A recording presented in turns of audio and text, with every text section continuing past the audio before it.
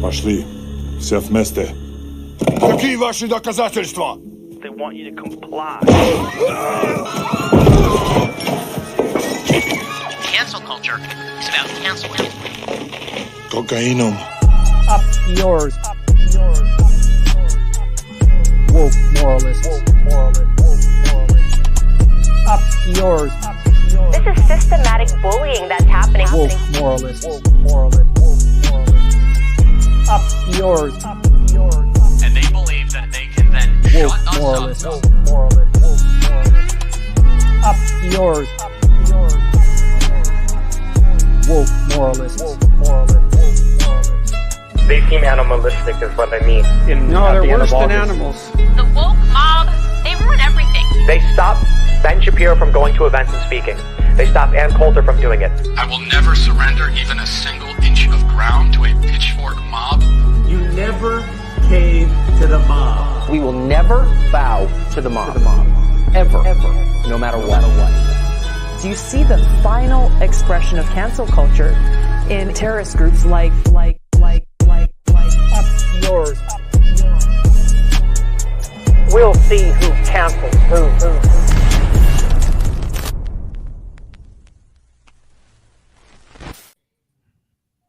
Hi, everybody. What's up? How we doing? Pretty eventful day today. Everyone say hello to Benjamin Dixon. Hello, Ben. This is awesome having Ben on the show. This is great.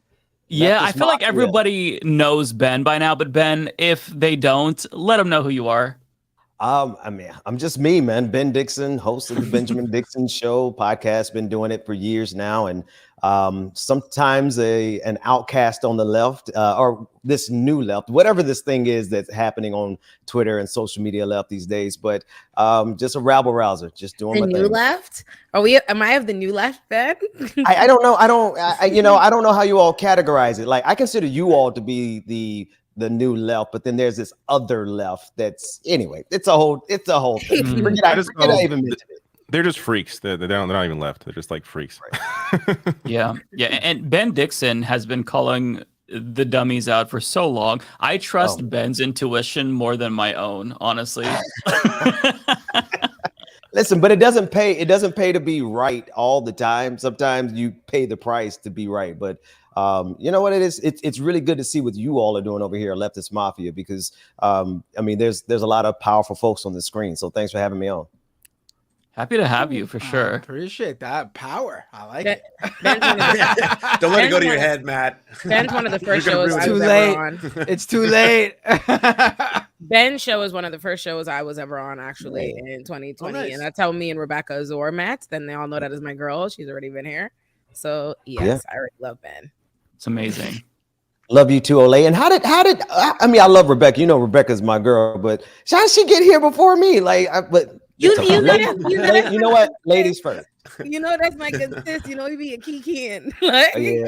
Literally, I already she's coming up on your show soon too, right? Yes. She's gonna be on my episode this week. I actually texted her today. I stay bothering Rebecca. I texted her today, like, I have an idea to pitch to you later, miss. Signed, a bitch who's always trying to be in your career. LMAO. Like, and she's like, yes, ma'am. Here you go. I'm with it though. Like, she just puts up with me. I love it. That's amazing. There's a lot of news today. Yeah. A lot. Yeah. From Pat Robertson to Trump indictment to wildfires and haze and all that. Voters' rights coming back. Voters, yeah. Surprising Before we there. begin, can we just take a moment of silence for Pat Robertson? I know you're all devastated in the chat today. We're all very sad that he died. You know, I just want to be respectful here. Who that? I can't. On the timeline. There's the headline from Rolling Stone. Yeah, right. Seems like, well, we know where he's at. Wow. For 9/11. Yeah. Probably, I think the only accurate headline I saw of this. People for that. Wow. Yeah. One of the worst things that he ever said was in 2010 when Haiti had their massive earthquake. He said that it was because they were like worshiping demons or something like that, basically saying that they deserved it. The devil. Yeah, 10,000 people died, and he said that shit. Yeah, none of that surprises me. Horrific white people do horrific white people shit. That don't shock me none. What's really crazy is just the particular like choices of action. Like if I thought somebody worshiped demons, you feel like I would slander them publicly? You feel like if I thought a whole people the power of demons could bring calamity, like really, you might want to chill. And how exactly? I'm trying to figure out, like, because 9/11 in and of itself, the mainstream narratives on 9/11 were prejudice in and of themselves. But how'd they get the gay people? How'd they get gay people in that? What could gay people? How do you tie y'all in? Evangelicals can't find any issue that they won't blame on the LGBTQIA community. So, when the aliens show up, it'll be because of the gay community. And fun fact about Pat Robertson. So when I was a kid and indoctrinated into evangelicalism and conservatism and stuff, so Pat Robertson had this special on how evil Halloween was, and he was offering free books. I don't know if it was for kids specifically, but I was so brainwashed, I willingly called and ordered that free book, and I read most of it. That's where I was mentally. So to be here, it was mostly just bullshit. Like a lot of the stuff was, I mean, I don't remember a lot of it, but I just remember thinking like, wow, Halloween is evil, and I did not celebrate after that. So lots and lots of, I remember seeing like anti-trans How old were segments. You then? I was probably like 11, I want to say, maybe 12, around that age. I remember the anti-trans segments where they tried to like tie trans people to bestiality. Wild. And I remember thinking, man, these gay and trans people are sickos. Like, wow, this is crazy. So I'm very happy that Pat Robertson is now with Lord Satan, and I hope that he helps him a little bit more. Give him a couple extra points for us. I used to watch Pat Robertson a little bit growing up. He was, my family is religious, still religious to this day, but we watched him for a minute. He was always strange to me. He stood out a little bit worse than even like the John Hagees at the time, because he really did go straight for the political blood. You know what I mean? He played dirty, but he wrapped it in this real nice old grandpa shtick. But every now and then he would do some takes that were just as disgusting as what you mentioned, man. So, my mother said, if you can't say anything nice about somebody, don't say anything at all. So I don't have anything to say about Pat Robertson. I got plenty to say. I have nothing nice to say about Pat Robertson. I'll yield to you. To me, like the demon stuff is pretty like normal for some of these like evangelical preachers and stuff. To me, the more the Pat Robertson, and I'm like I mentioned to you guys before we started, I'm going to struggle here to not accidentally say Robert Pattinson at some point, but Pat Robertson was like, he would come up with the most wild segments to just start talking about. Like, to me, the one that sticks out, it was like in 2013, he claimed that gay people wore a secret AIDS ring that they would use to cut people and give them AIDS. No, you know what's crazy? Wow. The Bahamas is a constitutionally Christian nation, and I'm really realizing how deeply, like, well, I know that's problematic. We have a Christian council, trust. I know. But I'm listening to that. When you said that just now, I was like, I heard that. I'm like, I heard of that, and I'm like, I wonder if this has something in common with growing up in a Christian nation, because the story was instead, there was this movie theater on Prince Charles Drive, and there was a rumor that there was needles like in the chair when you sit down, and that you would just get AIDS. I remember that, and when you said that just now, I was like, there's a Christian upbringing in the background of my stories. I see this. Okay, proceed, Bender. See the influence. I mean, yeah, he had some really wild takes over the years. And he also had moments where he would get very confused and seem to accidentally advocate for something else. Like, there's a few segments out there where he seemed genuinely confused as to whether he was against a person because he couldn't tell if they were a trans woman or a trans man, and then he would come off sounding like accidentally being like pro-trans rights for a minute or two. There's some weird like videos out there, him being very confused. I mean, the guy is fucking old. Like, he's freaking old. 93 years old. And he didn't retire. He retired fairly recently too. So this guy was like on that studio floor set doing his shtick. Sometimes his co-host would have to literally walk him through the segment. Like, it was just bizarre stuff. I was just reading through browsing through this piece. After a gunman killed 60 people in Las Vegas in 2017, Robertson blamed disrespect for Trump. Like, this is just how far the insanity goes. He used to say you could get AIDS from towels. That was another big one. He's like, if you ever go to Kenya, make sure you don't touch some of the towels because you can get AIDS from the towels there. You know, like he was a constant mix of homophobia and racism. Like it's just a career of homophobia and racism over and over and over. I don't remember who I saw say this, if it was on Twitter or if it was on the Majority Report earlier when I was on, but someone said, you know, what Matt Walsh is right now to trans people is Pat Robertson to just the LGBT community overall back in the 90s and early 2000s. Like, he was the guy leading the charge when all these states were coming out banning gay marriage back before there was all of a sudden this push to, well, not all of a sudden, but that there was this final push to actually legalize it in the country. Yeah, he had a lot of influence. Like, Zoomers are lucky to not really be familiar with him, but you know, everyone else, those of us millennials, he was a huge influence. And yeah, to say that he is, I'm glad that he's gone would be an understatement. I want to find where he is buried and pee on his grave, take a dump on it. I can't be, you know, again, like the man lived to be 93 years old, very wealthy. I mean, he lived a full happy life, unfortunately. Yeah. But clearly didn't do enough. But clearly didn't do enough evil to extend his life as long as Henry Kissinger been able to. Right? Yeah. Like, I feel like it seems like the worse you are, the longer you live. Yeah. And so I think we can all go by that rank now.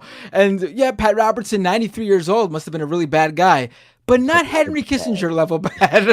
Right. Henry Kissinger. Yeah. I saw a meme about the Grim Reaper. He was like on one of those, you know, those stuffed animal machines, like the little claw machines. And he's like, is Henry Kissinger even in this thing? He's like, oh, okay, I'll take Pat Robertson. It's really wild. It's really wild. Yeah. So, how about that Trump indictment? What do we think about that? You mean the second one, right? Number 2, the sequel. The federal one. I think it's a mistake for them to try to neutralize Trump before he is taking out DeSantis, because I think DeSantis will beat Biden, but I don't think Trump will beat Biden. So I think we need to pump the fucking brakes. Let's let him win the primary first. I 100% agree. At the same time, like, you know, the law is the law. The guy belongs in jail. The law's a lot of good fuck with that. Ole is going to file official proceedings to get them to back off Donald Trump.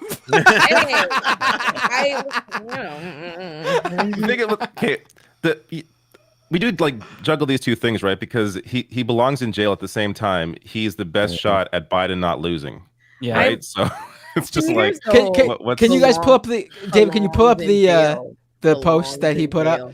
The law. No, put up the post. Yeah. I'll bring it. Because it is fantastic. It is fantastic, Trump. Well, first of all, I want you all to take a good look and notice that is one sentence. There's no period. Amazing. No semicolons either. Second of all, I absolutely love the capital letters on boxes and hoax so that it's an official name. The Boxes Hoax. I love that. So good. And also, he capitalizes the word boxes every time. He thinks boxes is like an official name or something. Well, you could tell he wrote this one then, that's for sure. Mm-hmm. Yeah. Does somebody want to read it? Go to the second one too. Sure. Wait, we should read this one first. All right, let's read it. Yeah, let's read it. All right. Who does the best Trump? I think either Lance. I do not. So someone or you, Matt. I don't. Mike. Oh, I don't have a successful Trump impersonation. I'm going to defer to you guys. If I try to do Trump, it'll end up sounding like Bernie's been indicted. So I better back off. Lance, do you have a good Trump? All right. Here we go. Okay, I'm ready. Page 1. It's pretty good. Biden administration has informed louder that I've been indicted seemingly over the boxes hoax, even though Joe Biden had 1850 boxes at the University of Delaware, additional boxes in Chinatown, D.C., even more boxes at the University of Pennsylvania. The documents are strewn all over the garage floor, where the part... where the boxes go vet. And which is secure only by a garage door that is paper thin and open a much of the time. That's so good. That is pretty good. Really good. That was amazing. Yeah, it was good. Here's page 2, if you can keep it going. Part 2. I've been summoned to appear at the full courthouse of Miami to convey that I never thought it possible that such a thing could happen to a former president of the United States who's received far more votes than any sitting president in the history of our country and is currently leading by far 4 candidates, both Democrat, Republican, in the polls of the 2024 presidential election. I am an innocent man. We're all innocent men. I think there's one more. You actually managed to make him sound intelligent there, Lance. That was What a dark day. This is indeed a dark day for the United States of America. We are a country in a serious rapid decline, but together we will make America great again. Child, please. Listen. Okay. Alrighty. I mean, listen. I'm a keep it G real. If it weren't Trump, I wouldn't give a fuck. Like in terms of like the actual accusation, like the taking the document. If it weren't, no, wait, let's be real.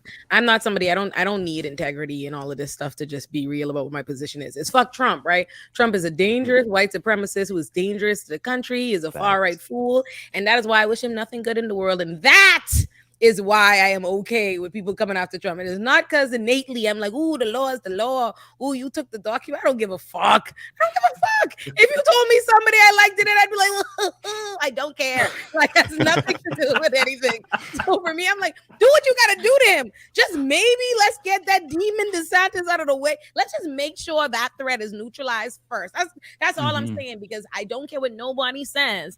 That man is a danger to us, because the reason because Trump has the law around it, people are mobilized to know what they don't want. People never voted for Biden. They voted against Trump. So if they get DeSantis, who playing the old political game of giving them like stush and boring in the way that they think, but he doing all the far right, wicked right shit that is very dangerous to us. So I just feel like, hey, let's maybe table it. That's all I'm saying. Table it. But whatever. Yeah. So far, DeSantis, I think, he's like a wet noodle. I mean, not that you don't care about he's doing it to himself, no, right? Like he's doing terribly. Like DeSantis announced, I don't think it even boosted his campaign. Like in terms of the polls, like after he announced, he's kind of just stayed the same. He's just a terrible campaigner so far. Yeah, he didn't get that announcement bump. Yeah, but this is what happens when you have your announcement on Twitter Spaces. You know, that's what happens when you announce on Twitter Spaces. But I think if they manage to get Trump out of the way, they will solidify around DeSantis enough to get him past his personality problems. Like he absolutely has no charisma, but the Republican Party is really good at making mass consensus, right? So everybody will all of a sudden think that he's the most charismatic person in the country. But that's only if they get Trump out of the way, because Trump shines a light at just how uncharismatic that dude really is. Because they didn't start saying that shit about DeSantis until Trump started getting like his gears were running. They loved the evil like Dementor. They was feeling that. They was fucking with him. They only started saying this stuff when Trump came out like, hey, y'all know this guy's a big fucking loser. And they were like, oh, maybe he's a loser. Like that's the only reason. But if Trump go away, they'd be like, my man Mike. Wait, what's his name? Ron. There's also Mike Pence, who's also announced. I mean, and Chris Christie. Right. I'm curious. Who do you think out of all the announced Republicans is the least destructive? Like putting aside whether or not they can win, like who's the least destructive to you? Trump. Because I don't know. Trump. You think Trump? Yeah, I do. If he won, you mean he's the least destructive? Yes. Right? Think about what is Trump's legacy as president? Those 3 Supreme Court justices. That's strictly stroke of luck. Tax rate too. You think Trump is the least destructive? Yes, I do. Of all those guys, absolutely, absolutely, okay. absolutely. Oh, you weren't an immigrant. Even least like I was. It hit. What he does culturally, though, I think is not. Oh always well, yeah. I'm talking right? strictly. I'm talking strictly politics. I think Chris Christie is in terms of that. I'd probably agree. Because I'm thinking Chris Christie. If we're I was going to say Chris Christie. It's obviously Chris Christie. Mm-hmm. And Chris Christie will get down. Trust me. Chris Christie, they got rid of cash bail got abolished in New Jersey in 2014 under Chris Christie. He will do some slick shit, some slick progress, because they ain't paying no attention to him about it. You know what I mean? Chris Christie is the least destructive of them all. You know why? Because Chris Christie is a petty little gremlin. He is too busy doing in-party shit, like trying to get niggas back. He always trying to get his lick back on somebody for something else. He's busy. He loves Republican violence. Yeah, but think about how Christie was able to shut down the bridge. Imagine what he could do if he was president. I mean, the dude's petty as hell. I honestly believe DeSantis was forged in hell. There's no doubt in my mind. Look at my face. I'm so serious. Like DeSantis is a scary prospect. I truly gives me. I am the warden of the prison of Azkaban. That's what he gives me. I don't like that. That doesn't. You know what shit he does? He does. Well, he oversaw torture at Guantanamo Bay as a former JAG officer. So yes, that's right up his alley. Like he was a torture whisperer. Yes, he's very scary. He's a scary man. Yeah, when they were playing good cop, bad cop, he was the bad cop doing torture. I mean, the man is pure evil. Yeah, by choice. He is pure evil. I think he's a sociopath probably. And he don't crack jokes. I fear if he were to get anybody that's wicked and don't crack jokes is a scary person. Like that means they don't take their eye off the prize. Like I haven't seen that nigga giggle once. He just be, I woke up to do bad. I'm here to do evil shit. Like I'm committed. Like invested. I think DeSantis is very scary. I think Chris Christie is it for me. Yeah, I'll accept Christie. I agree with the Christie one in a sense. For me, I just think Trump he just can't get anything done. He's not an operator like any of those guys. Like Christie will make deals. He'll cut deals. He'll be able to work with the Republicans to to pass whatever they'd want. Trump couldn't do that. What about Tim Scott? It's not about the deals, though. The MAGA Republicans are rallied around the far right in this country are rallied around whiteness. Whiteness is a contract, white supremacy, and that. What they are interested in is rhetoric. What is being mobilized is all the hate, is all the division. We see that. That's why Elon Musk want to take over Twitter. We see all these different things. We know that that's what it's really about, and Trump gives them that. If that's what you truly want, they get that. They get that in emboldenment. So that's what I think they want from him more than they want policy or any of that stuff. I think they want wickedness in rhetoric, and they want to be they want to feel stoked to climb the walls of the Capitol. That's what they're looking to do, and they're like next time. Right, but those things hurt Republicans with the vast majority of American people. Yes. So, but like Christie, he'll get in. He'll put that sheen on the Republican Party. Maybe he won't openly be as extreme as a Trump would, but he'll put that sheen on Republicans to make them look normal, and then they'll pass some of the most horrible shit you could ever imagine. Like I'm not saying this as a defense because I like Trump or think he's a good guy. I'm saying this because he is so bad at being president and actually like working with other people that I think him as president means the least bad shit will get done. Is this? I do have this clip from Christie. I'm curious if you guys think this will have any impact at all on Republican voters. I'm going to say no. Is this recent? Chris Christie. Yes, this is after he announced. So he's going after Trump, and he's not holding back right now. From Batman. Let me tell you something, everybody. The grift from this family is breathtaking. It's breathtaking. Jared Kushner and Ivanka Kushner walk out of the White House and months later get $2 billion from the Saudis. $2 billion from the Saudis. You think it's because he's some kind of investing genius? Or do you think it's because he was sitting next to the President of the United States for 4 years doing favors for the Saudis? That's your money. That's your money he stole and gave it to his family. You know what that makes us? A banana republic. That's what it makes us. So he may get 30% again. I'm not sure. Maybe he'll get more. Maybe he'll get less. But let me tell you what he'll know in 2024 that he had no idea of in 2016. He's in for a fight to get it. If I'm very honest, if I put the hater in my soul away, I'm going to be honest with y'all. Like as an orator, as a litigator, that's a good job. Like whether or not it won't move the needle of fucking them people didn't give a fuck. No one gives a fuck. No one at all. They didn't give a fuck. Anyone who said no one gives a fuck. But That's a good job. Just objectively, because it's him, and that's how the world is. It's because it's Chris Christie doing it. No one gives a fuck. But if that was on billions, it would be moving. He lost all of his cachet. He's a nobody now, especially in the Republican Party. He's. I totally forgot about him. He's got nothing that they're looking for. Also, that speech, while you might think it's good, it's bullshit. The dude worked for the Trump administration. Talk about literal Jared Kushner was cutting deals with the Saudis when he was sitting beside the president. Yeah, you were sitting right next to them too. He was the chair of their opioid commission. Great job, Chris Christie. You were in the room the whole time. Right. Yeah, and then he turned down offers. Like, he was offered Secretary of like Homeland Security or something like that, and another thing, and he turned it down, not because he didn't want to work for the Trump administration, because he was holding out for the AG position. He wanted to be Attorney General. Mm-hmm. Yeah. No, I feel like that's one of the reasons. I feel like Christie is actually there to just attack Trump. I honestly feel like he's there to clear a way for Ron DeSantis, because as much as we know Ron DeSantis is evil, he is the establishment pick. And Chris Christie, if he's nothing else, he's still establishment. He may not be, popular amongst the popular side of the Republican Party, but he still has enough pull in the establishment to be able to go in there and do exactly that. Because everyone knows Christie doesn't stand a snowball's chance in hell, just like anyone else. But he is really good at getting into the mud like Donald Trump. So if anybody on the debate stage could actually kind of handle Trump in that way, it would be Christie. That's a really good point. Yeah. Yeah, he'll get in some, he'll get some good knocks on Trump on the debate stage, but Trump will like that's the thing though.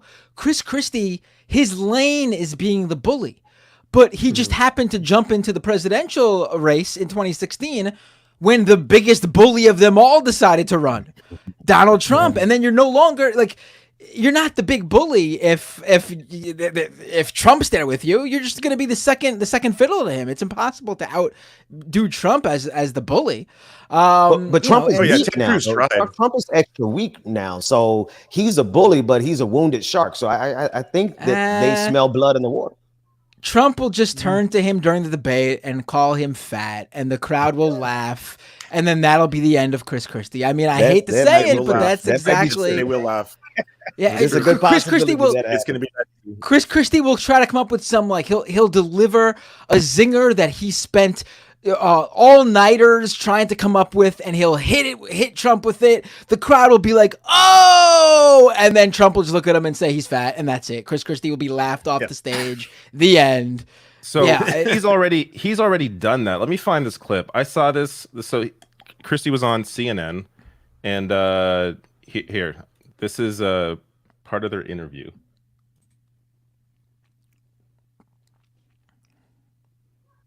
In response to you running, ran a rather mocking video on social media. But there it is. It's you. I guess he's making fun of your weight. Oh wow! So stupid. That's so lo-fi. Yeah. What did you make of that? What was your response to that? When I saw Jake, I just renewed in my own mind what a child he is. See, pause it. You can't run defense. That's not gonna play on the stage. It's never gonna work. Trump's gonna call him a name, and he's gonna go, us mature adults up here won't be listening to this baby talk. And the crowd's gonna go, boo! Trump. Yeah.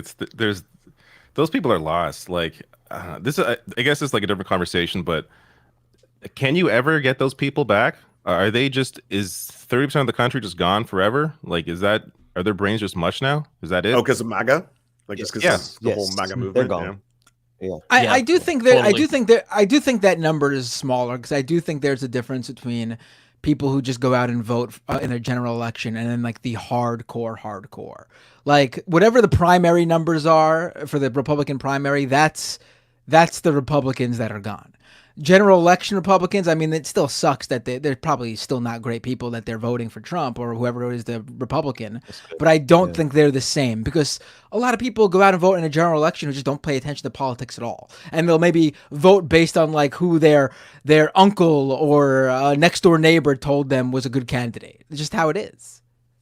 And bless those people who aren't in a political bubble. I am jealous. Did y'all see the AI video that came out today that all the right wingers are like losing their minds over? I didn't see it yet, but I heard that it was basically of Trump hugging Dr. Fauci, right? And Yeah, DeSantis released this. Okay, I'll see if I can. That's find it. controversy in the Republican primary. A fake video of Trump hugging Fauci. Oh my God. But I was surprised to see that they actually care about that, at least that much integrity, right? Like I don't even know how to accept the fact that the Republicans are offended by someone doing something nefarious. Like this is what you all do. So. You know what? We talked about this earlier in the majority report. I don't remember if it was Matt Leck or Brandon Sutton or Emma who said this, but I do think this is the case. Look at the people who came out and made a big deal over these stupid AI generated images of Trump hugging and kissing Fauci. It was like who? Tim Pool and a bunch of those other guys. Yeah, Tim Pool also shit over it. But here's the thing, and this is what they mentioned. I think this is exactly it. They see DeSantis is not taking off. And instead of having to deal with that and admitting that this is not the guy, they're using this completely irrelevant, unimportant AI imagery thing to jump ship. Wow. And this gives them the perfect out to fucking drop DeSantis and go back home to Daddy Trump. You're fired. You're fired. You're fired. You're fired. You're fired. You're all fired. All four are fired. You're fired. I didn't want you. You're fired. Today I walk in, I hear I'm going to fire him. I'm not firing him. I think he's a wonderful guy. Should you have fired Fauci? So a lot of people ask me that question, and I did it right. Because if you do fire him, you're going to have a firestorm on the left again. Why did you feel unable to fire Fauci? Personally, you're not allowed to. Every time he goes on television, there's always a bomb. But there's a bigger bomb if you fire him. Frankly, some of those you can't win that one. If I would have done it, I would have taken heat. Win that one. You're fired.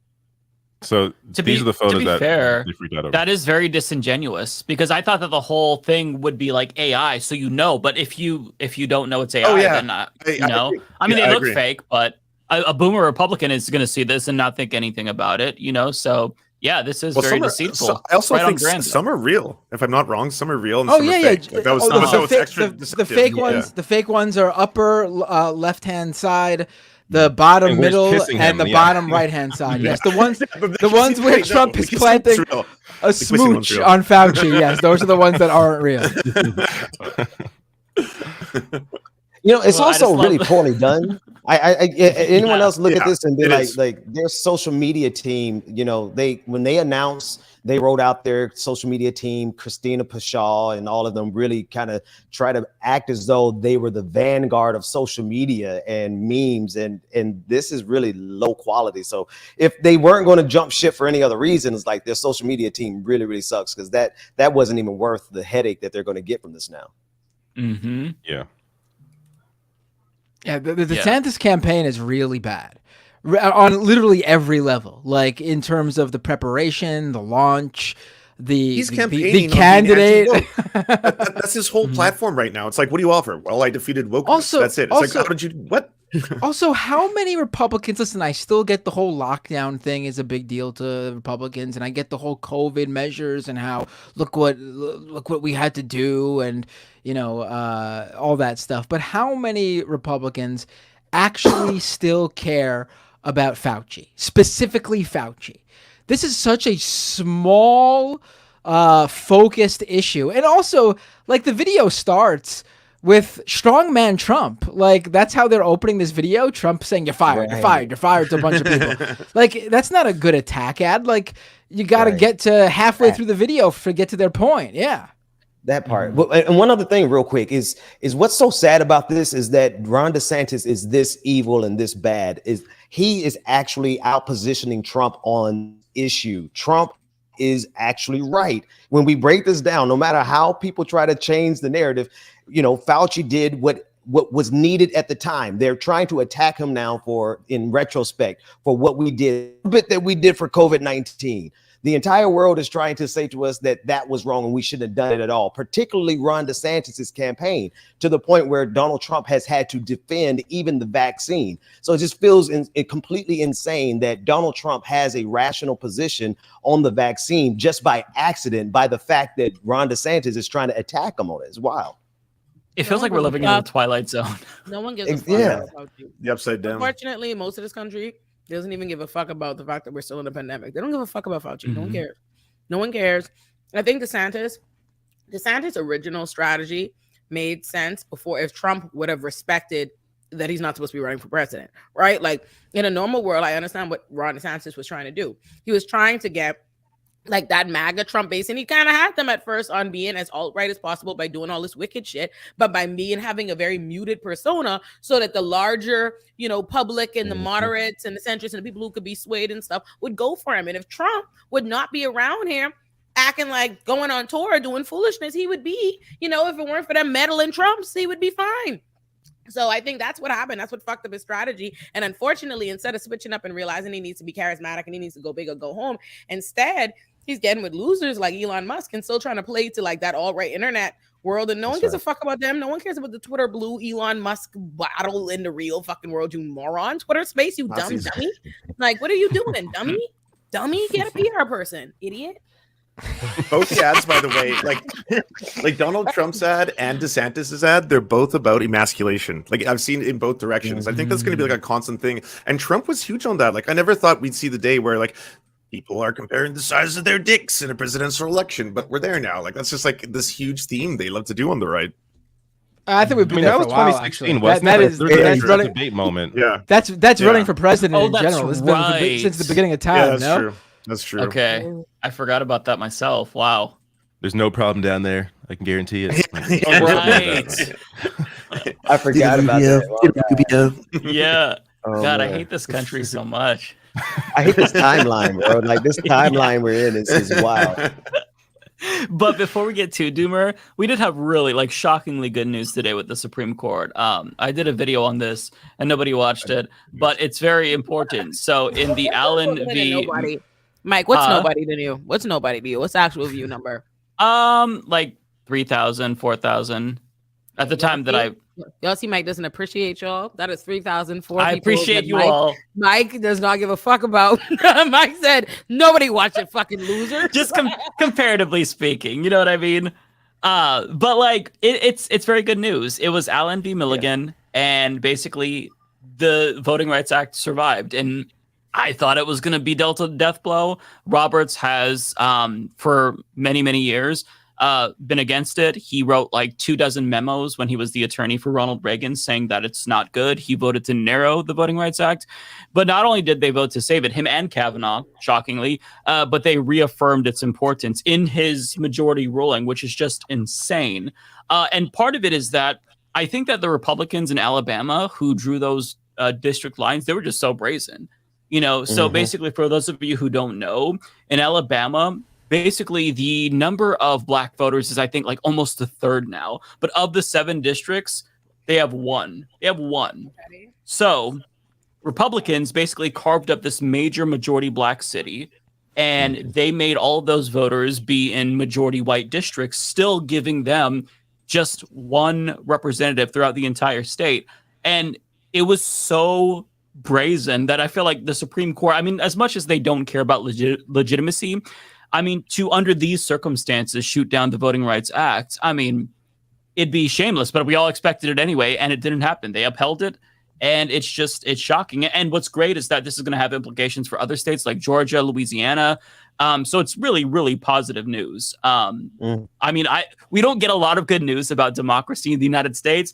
This is one of those moments where I think it's a huge, huge victory. So I was completely taken aback by this because we never have good news in this fucking country. So, I do wonder if there's any relation here to that vote or that decision from last week that was 8-1, that anti-union result. And we were all wondering, why would Sotomayor and Kagan vote with Republicans on that? You have to think there's maybe some politicking behind the scenes, possibly, because it is, as you said, it's a surprising result, right? That happened today. So this is the one that happened last week, right? That that was, we were all surprised it was 8-1 because it didn't make any. I mean, I guess not all that surprised because when it comes to organized labor, they never win. But even to even lose Sotomayor on this was kind of surprising. But I don't know. Is that a thing that happens? They barter. They do trades for. It's hard to know how results. Yeah. They live such secret lives. Like, said last week. I mean, I would not trust those guys. Can you imagine, like, hey, you guys vote against this union thing with us, and we'll hit you up for the Voting Rights Act next week, all right? pinky promise. Cross my heart, hope to die, swear. I would not trust that for a second. Wow. Well, I agree with you. At the same time, why did they support this? Why were they on board voting with the left on this recent one? Like, it doesn't make any sense. Out of character. Roberts basically did a 180. Like, that's the Chief Justice did a 180. That's insane. I don't get it. I like it, but I don't get it. I'm confused. I hope it keeps happening. But yeah, it's very shocking in a good way. I think maybe it's more so that Roberts is really thinking about his legacy and his Supreme Court's legacy way more than like they cut a deal with Sotomayor to vote that way. I think Roberts is one vote, right? Like, well, he could convince he could sit down and talk with Kavanaugh and Gorsuch and those and try to figure out which one of you is gonna throw me a bone here, and then I'll hit you up next time around when you need me or something like that.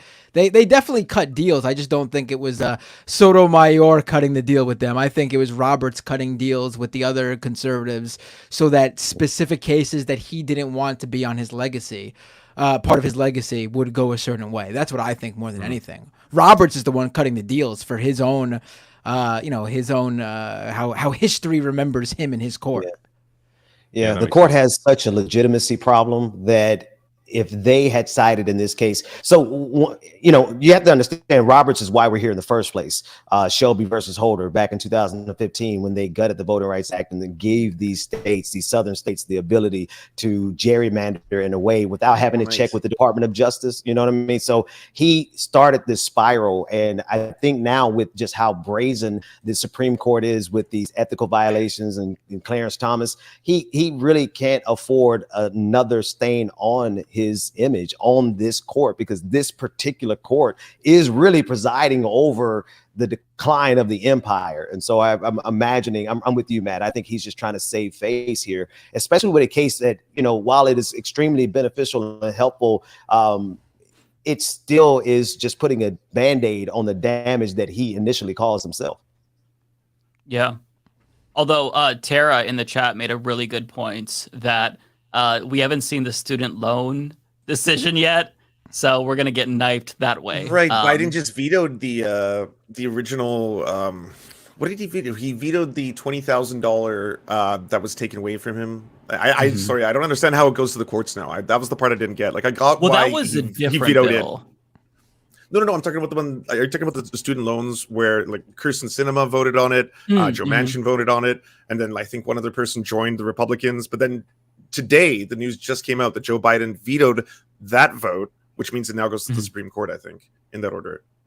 Well, there's a different case that was already in the Supreme Court by this AstroTurf like right-wing organization. So that was just separate. Like, I think that was them just giving us the middle finger. And it was especially egregious because in that particular bill, and the third Democrat was John Tester, if I'm remembering correctly, but they voted to retroactively add our interest back that was paused during the pandemic. That is thousands of dollars for most of us, just as like a little bit of a fuck you. Like, we're probably already going to get our cancellations canceled, so we're probably not going to get shit. But for them to do that when they know that Biden would veto it, it's just them saying, hey, fuck you all, fuck you.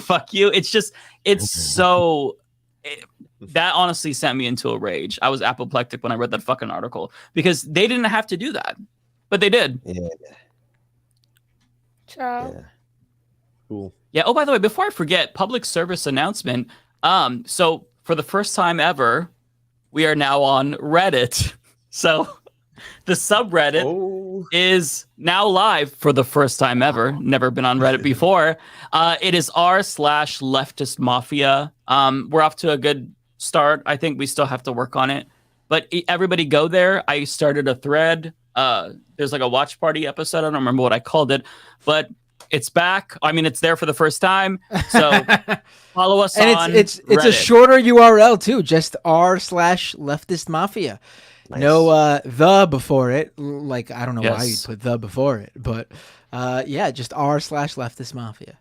I have one other PSA to announce. Congratulations to Mike for getting your channel back remonetized. Huge. Yes, yes. It's a sad day over here. I was really raking in those live, those super chats when Mike was demonetized. My kids are we're about to go to the food pantry on the corner. Let's take my kids. Mike's gonna put me out of a house and home here with his remonetization. Unbelievable. Oh God. Oh, So that was they- honestly a did they tell you like y'all all have Discords and Reddits and stuff for y'all's individual channels? There is a I haven't Discord. actually, yes, I do. Yeah. Yes, did y'all all say yes? I have a I Discord. don't go on my Discord. I don't really either. I need to do it more. Yeah. I don't really use it, to be honest, but I have it. At which point in subscribers did y'all decide to do that? So my like this my year viewers for me. did it for me. Yeah, it was I think it was last year for me. But they did it for me, so I have no idea what's going on there. So you all better be behaving. Binder, What? When y'all do Emmy, it? you should do Yeah. it. Just do it. You said do Just it? do it. Yeah, do it. Why not? Do what? It's free. It's I missed free it. to start a Discord. Yeah. Oh yeah, just start it. Why not? Just get yourself on everywhere. I mean, I usually have an account on every platform. It's just which ones do I use the most. That's so you should definitely set them up and then figure out from there which ones you're actually going to use. Yeah. The Discord I use more. The Reddit was set up by somebody else. I'm not sure if it's even active at this point. But at one point it was being updated by somebody. But I just, there's so many hours in the day, right? Like I can't be on all these different social platforms. It's impossible. Yeah, people are mentioning there's a Reddit boycott next week on the 12th and 13th. So I would love to participate in ours. So maybe we'll try to take the nice. What's that subreddit about? dark. So basically, Reddit is making changes to their API because their user interface is terrible. If I might be misrepresenting this. So No, you are. is that? Yeah. Am I okay? Okay. Should I go? Is it time for a 30-minute Matt Binder monologue? we need like a little title screen for Binder's Cut it down monologues. to 10. Come on, cut it down to 10. Little video, intro video. Well, we for- should This do is not that. even We the actually biggest should story. get that. I like think we how they should. like We that. should do segments. Yeah, like Yeah. little intros. We should have some structure. I agree. Don't want me to- Wait, but I'll work on that next. Is my video low res again? Oh, it is. Hold on. Let me leave the yeah. room and come back in. I don't know just told you why that accepted happens. It's your thing. Get both. I love how character. the last couple of weeks Binder's audio was bad, but now the video is bad. It's always going to be something. You should just accept. When Yeah, he's still, and it's then okay though. If you just don't when- move. When his is fixed, then mine's gonna fuck up.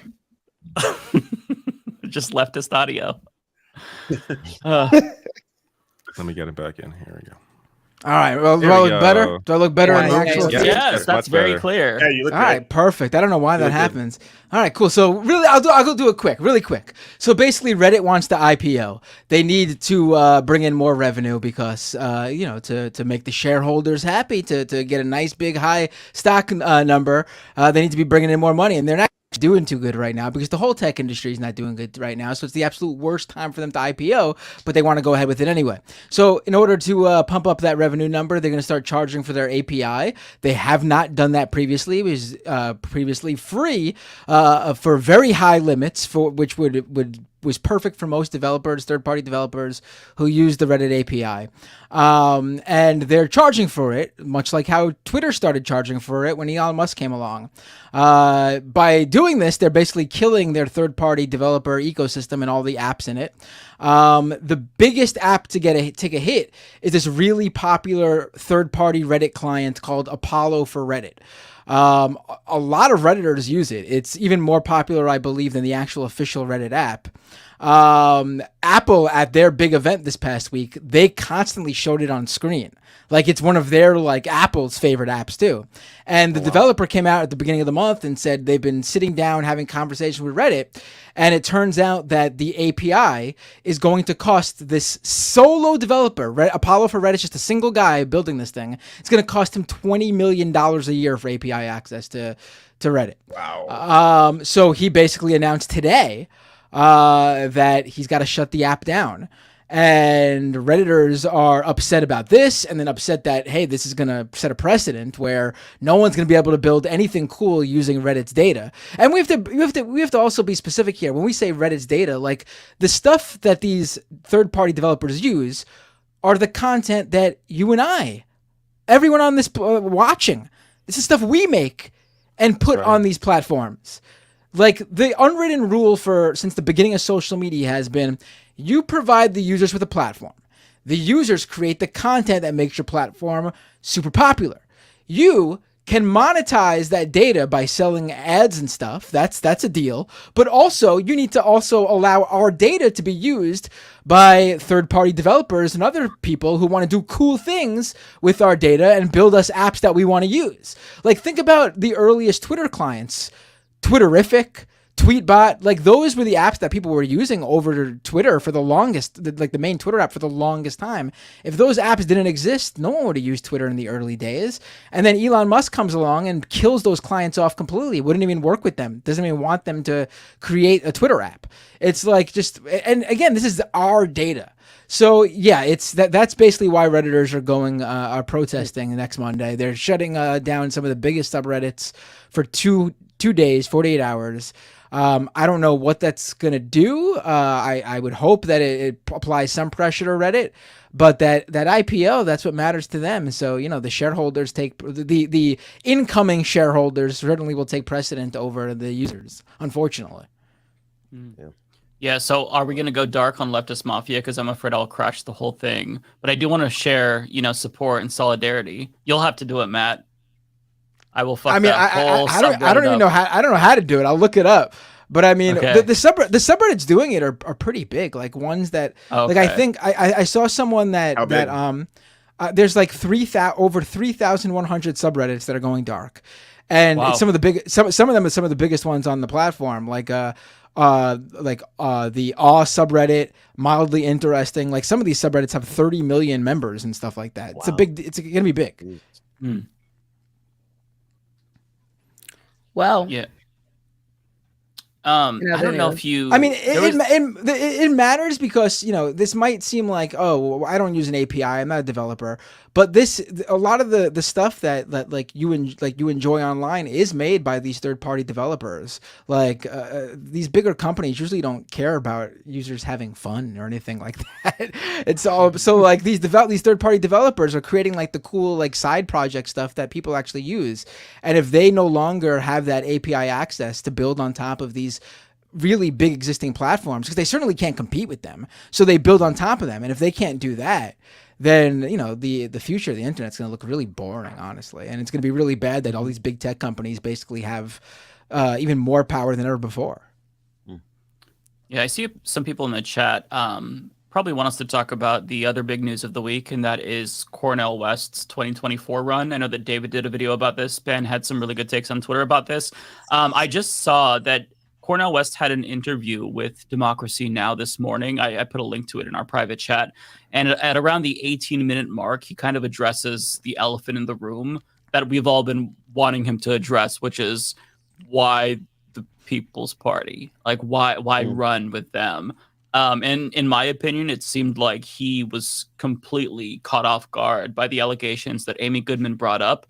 And I'm sure that all of us on this panel cannot relate to be taken aback by allegations against one of our longtime colleagues. But you can kind of see that he is kind of shell shocked by it. In my opinion, that was my assessment. But I thought this might be interesting because it's a big update to this story. The last 150 years, who was deported to Guatemala because she supposedly had communist associations and so forth. So that kind of censorship is something that I'm very suspicious of. I've got deep libertarian sensibilities in that regard.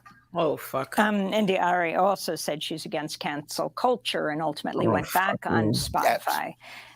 That's right. So, Democracy Now!, we ask very critical questions. I also want to read from a New Republic article about your candidacy and about the People's Party. The article states, quote, while the party began in 2017 with noble roots to form a new political party independent from corporate money and influence, it's been mired in troubling allegations as well as broader organizational dysfunction, numerous sources of corroborated sexual harassment allegations against party founder Nick Brana. Last year, former party member Paula Jean Swearingen said she'd witnessed Brana try to force himself onto former party executive director Zana Day, who confirmed the allegations herself. Numerous party board members were apparently forced out for encouraging investigations into the allegations and questioning whether Brana was still fit to lead the party, unquote. Brana has also praised the prominent anti-vaxxer Robert Kennedy Jr., who's also running for president, but as a Democrat. He described Kennedy as a, quote, courageous leader whose environmental and vaccine advocacy has illuminated issues that few dare to confront. So he's the founder of the party that you're running with, the People's Party. Talk about why you chose the People's Party and if you would like to respond to those allegations.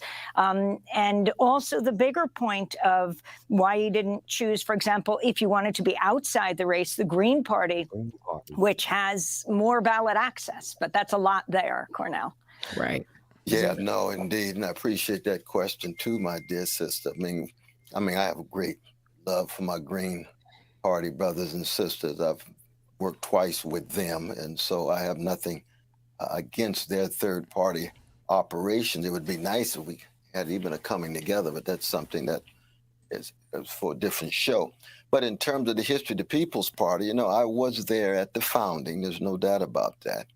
And I've been a kind of honorary member of the board, even though I haven't participated, so I haven't followed all of the insides and outsides of what has happened. It strikes me that there's been some very bad and ugly moments. There's no doubt about that, but I don't want to adjudicate as to who actually is guilty or who's actually innocent, because I just don't know. But there has to be accountability, and especially when it comes to sexual harassment in terms of sisters of any color, those are very, very important issues to wrestle with and very serious charges in that regard. But as I said before, that for me, I wanted to be able to bring a serious critique to bear on the corporate duopoly. Yeah, you could do that up there, bro. That's the point. The People's Party, in its inception and in its vision, is a populist one. So you got a number of different voices, heterogeneous. It is very loose. A lot of people say, well, is it an organization at all? I mean, it does anything hold it together and so forth and so on. Well, that we shall see. Those are very important questions. I don't want to act as if that they aren't serious challenges. I think that if we can deliver in such a way that we are treating each and every working person and poor people of any color with great respect in this campaign, if we can raise voices to shape the discourse and dialogue in this campaign, if we can not just bring pressure to bear, but begin to point out that the choice between I can't take it no more. Long-winded fascists. I'm waiting for you to finish. Trump. All right, we got it. We got it, in Cornel. so many ways. Okay, all right. Wow. Yeah, I don't think he's really going to properly. Deep Negro spiritual side. I mean, let's start by saying he announced on Russell Brand show, right? Yeah. That's already. What are you doing? All right.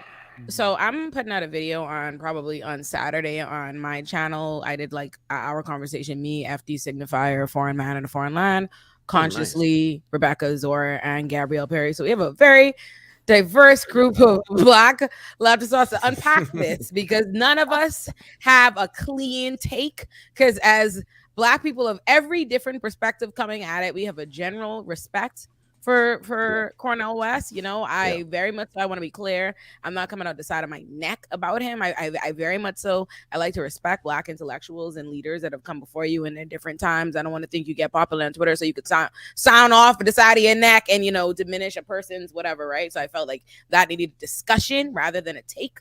But we did unpack it, and y'all will see it's a great episode. How we're talking. We did come to the conclusion. So I've already come to the conclusion. I'm at the tail end of that episode. So I know now definitively that this some bullshit, right? This right here is some bullshit. Okay, this right here is definitively some bullshit. First of all, Cornel West, my brother, wrote an op-ed last month, May 12th, 2023, about Ron DeSantis being a revolutionary, operating in the spirit of a revolutionary with what he's doing with education in Florida. May 12th. That happened May 12th. Okay, boom. Right. Then on the next thing you do after you announce with the People's Party, which I'm about to double back to. We double back, but I know after you then you on Russell Brand. Talking about Russell Brand is a progressive gem. Progressive. And Kim Iverson. Oh, for fuck's Kim Iverson. I know you fucking lying, but I'm not getting that because I don't want to. Russell Brand. It sucks. Russell Brand, though. Russell Brand, like I was never a fan, but Russell Brand sort of push himself in the very beginning as sort of 10 years ago. Nobody, no elderly Black civil rights adjacent civil rights leader should be out here calling Russell Brand a motherfucking thing. Okay, not a nothing. He shouldn't even be in your mouth the day after you announce. Like, what are we doing here? Stop the bullshit. Like, and let me tell you, no, that's nonsense. And then so back to the People's Party, right? Okay. If you, first of all, I think several things. I'm all for, I'm not somebody innately against third party candidacy or you want to run. I do think there's something to why can't we have third party candidacy run for Congress? Why can't we dip our toe in the race and get some people in Congress and stuff before we jump in to the presidential elections on a vanity project at the when we have serious shit a cracking, right? So that's boom. So if you're going to do something on some purely clearly, we know, everybody knows unequivocally, he is not in it to win. He does not believe he's going to win. That's not the plan. That's not the intention. Even in his little video he put out, it says all about, you know, the spirit of whatever it is he thinks he's advancing. But what the fuck are you advancing really? Because why'd you choose the People's Party, right? This is a party that started in 2017. It has lower ballot access. Its founder is a repeat. It's not just that he has a bunch of sexual assault and harassment allegations. It's within his own party, a bunch of different people verified, and the whole thing is a hot mess. So why? And then you want me to believe? And listen, us, yes, while we have previously had a member and not known things, we are not running for president. This is a podcast. I be high. If you run for president, on a ticket, I expect you to know something about that party. Then if you tell me you was at the founding of the party, you're on the advisory board of the party, and you're not running for president on the party, you're not going to tell me you missed the T when the party's founder had a bunch of sexual assault allegations. Cap. I call cap. That's foolishness, because this is not unlike Joe Biden. Cornel West is very much so alive. Wherewithal is there. He right here. He right here with us. He know what he's doing. So that's foolishness there. And I say this, if you're going to be here, if you want to convince us that you're here, because he said in this little video that he believes running for president is a means of getting this kind of justice, this kind of truth forward, this kind of, well, then who's it for? Because if you're not going to do something because you're trying to win and you're for a spirit or you're pushing some kind of issue, what is it? Because I haven't heard you seem to, you riding off the love of what the Black community has, but I'm not hearing much Black shit. I'm not hearing much anything. I don't much see you surrounded by Black people. You talking about Russell Brand, you here with the People's Party. Why would a old Black academic, intellectual, and civil rights leader damn near be out here wanting to follow a party that started in 2017 by some middle-aged white boy with a bunch of accusations and that's only president in a couple states? What the fuck is up with that? I have questions. I have concerns, especially if it comes on the heels of you doing politics like saying Ron DeSantis is a revolutionary, moving in the spirit of a revolutionary. You're doing fuck. But I respectfully. You are doing fuck. Now, if you just go do this scholarly shit, go do that. But this right here, I'm not fucking with this. Oh, okay. It got worse. It started off bad to me as soon as he said the People's Party. I don't have a problem with a third party campaign except for exactly what you said, Ole. It's the fact that they really only pop up when it's time for the presidential election, when it's the impossible thing for them to accomplish, right? Yep. The Green Party during the full-blown dim exit of 2016, I think they got, what, 2%? Not even 2% of the vote, right? And so it's extremely difficult to get enough traction on the federal level, but we don't see these parties actively doing anything on the local level in the United States. I know the Green Party is very active on the ground level in Europe. But that said, putting that aside, it's Cornel West presents a particular threat if he was associated with a party that actually could do something about it. And I say a threat in two different ways. I say it as a good thing and a bad thing. We do need more power to be taken away from the duopoly. There's no question about that. But in this moment, if Cornel West is even moderately successful, if he gets 2%, 3%, and he's pulling that specifically from the black vote, who does that help? That does not help justice. That does not help liberation. That does not help everything that he's talking about, everything that he's trying to inspire us around, which he's going to do. I didn't give the caveat at the beginning that Olay gave. I should have, because with all due respect, like, I love Dr. West. I've studied Dr. West for more than 20 years. Oh, so like much. I have read his books. He's a hero. So I don't like talking out of school, especially about our elders, but I'm sorry, even if he's moderately successful, it is a bad thing, because he's going to give someone like Ron DeSantis the assist that he needs to go all the way to the White House. Yeah. And he's dealing with the party, and he's dealing with that, honestly, he's lending his name to more than that party can do anything for him. So maybe I don't even have to worry about him getting a moderately good, like 1 or 2 or 3%, because the party is so dysfunctional.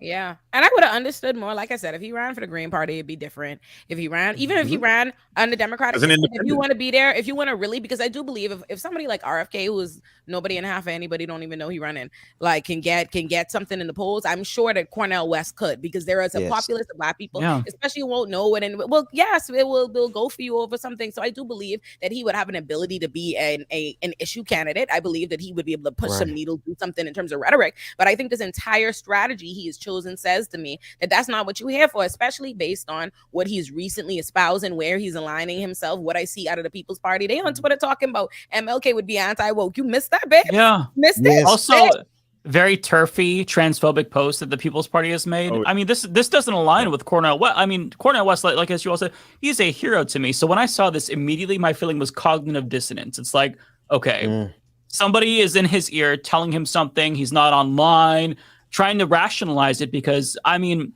when you kind of I don't want to say that I've deified Cornel West, but like he is one of the few people in this country that has consistently been like on the right side, speaking out, and the way that he words things, like it's Cornel West, you know what I mean? So it's hard to see him align with these really nefarious actors who, and part of the issue is that really bothers me, is this party.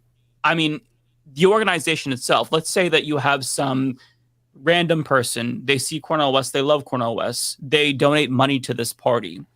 Where's that money going to go? There's no transparency there. There's not trust. How much people will be duped just because it's Cornel West, you know? And that's what really worries me. That part. Yeah. That part. And then that money also, could I just keep it a little bit more 100? The fact that money is going to go to an institution that's founded by and chaired by a white man who has not demonstrated to me to have a lick of concern about the Black community. However, the most fertile donation base for him is going to be the Black community, right? So even if it's just the financial donations, yes, but then even the data, all of the data and money that's going to be grifted from the Black community isn't going to Cornel West. Cornel West is not going to be processing that data. Nick Brana is going to be processing that data. It feels very exploitative. And I just want to send a shout out to Renee Johnston. She was somebody who signed up to be a volunteer with the People's Party way back in the day. And she was one of the first people who blew the whistle and got so much shit for it. But she explained how this isn't really, like, this isn't a real thing. There's no support for people on the ground who really wanted to build an alternative, right? And so, like, Ben's point really, you made such a great point about this, also on Twitter as well. You know, if this were the Green Party, as Ole said, I would also feel better about this because you have the Green Party and the Libertarian Party every single cycle, right? So theoretically speaking, you know, you have Green Party pulling from Dems, Libertarians pulling from Republicans. But if you add an extra component to that, to hypothetically take more votes away from the Democratic Party, we could be undercutting ourselves. And I'm done with the whole, you know, well, third parties, maybe there's a chance. I've been really frustrated with the third party movement because nobody wants to put in the work to actually get a real third party. Like, you have to get electoral reform. Like, I was under the assumption in 2016, incorrectly so, that perhaps since Hillary Clinton and Donald Trump were so unlikable that we could just kind of like overpower Duverger's law, you know, put aside our first past the that didn't happen. Like, as Ben said, Jill Stein got like what 1-2%. So you have to actually change the electoral institutions. We need proportional representation, at a minimum ranked choice voting. And I've seen everybody put the cart before the horse here, and you can't do that. You've got to change the institutions to get another party. And even if in a perfect world we get a multi-party system, capitalism is still going to corrupt each and every single one of those parties because the Democratic Party used to be a working class system. So we need to get to the root causes if we really want to disempower these elites. Right. And one other thing, if I could just real quick on this one, is these parties, and again, I try to hold my critique of the Green Party because I've seen the Green Party do some things over the years. I just see them lean in more when it's every 4 years. But the fact that the groundwork that is necessary to actually even give Cornel West a fighting chance in hell has not begun. I mean, 6 years is not a long time. 2017, when he started this party, it's not a terribly long time. But if you're serious about it, you would have laid the groundwork across this country in some form or fashion. And we're starting from zero. So what does that do? That every 4 years, we're given a bit of hope for a third party that's starting from scratch every 4 years. People like to say that we're sheep herding people over to the Democratic Party, but these third parties who show up every 40 years, they give you hope, they take your money, and then they disappear for another 4 years. How are we going to win that way? Yeah, I just think we need to, there has to be more of a strategy doing that in like during the whole time. There has to be consistency. There has to be some kind of mobilization around a person. Like I completely agree with Ben. I'm very much so, listen, I believe that I have no problem innately with third parties or doing that. I don't think that you should just try to preserve a two-party system forever. But I think there's something very dangerous when you mostly fall out of, you know, in the background, and then suddenly you just take a very political theory class, moral approach to, God damn it, you know what I mean? In the middle of election shit, y'all better fucking third party. God, like, you know what I mean? It becomes this whole, and I'm like, but bro, hold on though. Realistically, you know, they're not about to win. You know, that's not what's happening right here in this particular moment. And like I said, I just think they could do something. You can still impact. You can be impactful without winning, right? Like, we all acknowledge that with a Bernie and everybody. People can be impactful without winning a presidential election, what it is. I think you can be a very valuable issue candidate and stuff like that. Let's not forget, that's what Trump originally jumped in the game for. So people can surprise you. I just think it has to be strategized in a sensible way. And very often I see a lot of these people who do this, do it in a way that says to me that you not only have no intention to win, but you really don't have intention to push a movement. You have to have some other kind of agenda, because if it was really to push it, this is so obviously nonsensical, not the approach to do it. This can't do anything but tarnish a legacy. You know what I mean? That's what I. Mike, your story reminded me of something. When I woke up that morning, I got like a message from my mom, and she knows how much I love Cornel West, and she was like, "Cornel West is running for president," and I was like, "Oh, no way!" And then I went online right away, and it was like, for the People's Party, like just fucking stink in my seat. There was a meme I saw that I shared in my video that was exactly that. It was like, oh, Cornel West is running, and then it's like, oh, People's Party. I saw that. Yeah, no, it's one of these things where if 10 years ago you said, Mike, there's going to be a day where Cornel West runs for president, I would shit myself and think, holy fuck, this country is going to be in a much better place. But this is not how I envisioned it happening. I mean, look, if he just forewent all of this and announced in 2024 in a Democratic Party primary, he's 70, but he's still young compared to other people like Biden. That is where you can actually really build a groundswell. Yeah. And I think he probably has more potential than Bernie. So it just it feels like a missed opportunity, and it's disappointing. At least I'm not worried he's going to take. I was I'm no longer worried that he's gonna like cause Trump to win or something anymore. I think it's a legitimate thing in discussion. But like I said, we had a whole hour unpacking of this. FD has convinced me. So y'all hear FD's thoughts about it on Saturday, child, because I'm like, all right, I'm fine. One thing that I will say about this, a lot of discussion's been around like third parties, and I just think it's disappointing that, like, you know, because we've been talking on this show, people have been like, oh, have Marianne Williamson on, and it's like, oh, she's not going anywhere in the Democratic primary, because and my reasoning has been because she's not a candidate that has a movement behind her. She's not going to be able to even the point to run in a primary against an incumbent is to at the very least push the incumbent further to the left so you could get some sort of concessions out of them. But Marianne Williamson has no movement behind her to do that. If Cornel West had stepped into this race in the Democratic primary, now that's a guy who could have at the very least done that very thing. He could have been the guy to push Biden even further left, and then at the end of the day probably end up dropping out, endorsing him, and whatever, getting concessions out of him. We'd all be wearing t-shirts. Yeah, this is going to, what this is going to end up doing, like Ole said, there's no, with the People's Party behind them, it's not going to hurt Biden at all. There's going to be no threat. Biden's campaign's not going to worry one lick about him. All he's doing is hurting his own legacy, and it's sad. Do you all think if they got a sudden influx of money into the People's Party that they would be able to create an infrastructure sufficient to be a problem? No, because they don't know what they're doing. They don't know what they're doing. It's not a legitimate. You can't start in 2017, and in 2017 as a political party in this country, in a massive nation that already has a two-party system where third-party candidates and parties have never really been able to achieve any success. Start a party in 2017, be riddled with sexual assault allegations within the organization, with the own organization's higher ups saying the organization is full of shit, has no structure, no vision. The guy is a rascal. No, you're dead in the water, baby. It's over for you. And on top, this seems almost tiny compared to everything else Ole said, but the cherry on top is ostensibly the most progressive candidate in the race would be Cornel West, the guy running for the People's Party, but the founder and the head guy of the People's Party is on the record literally praising the most right-wing candidate in the Democratic primary. It makes zero sense. It ain't. It's not looking too hard. Did Cornel not? Did he wake up and just decide to take this endorsement without talking to anyone? Because it seems more and more like just completely batshit illogical, like.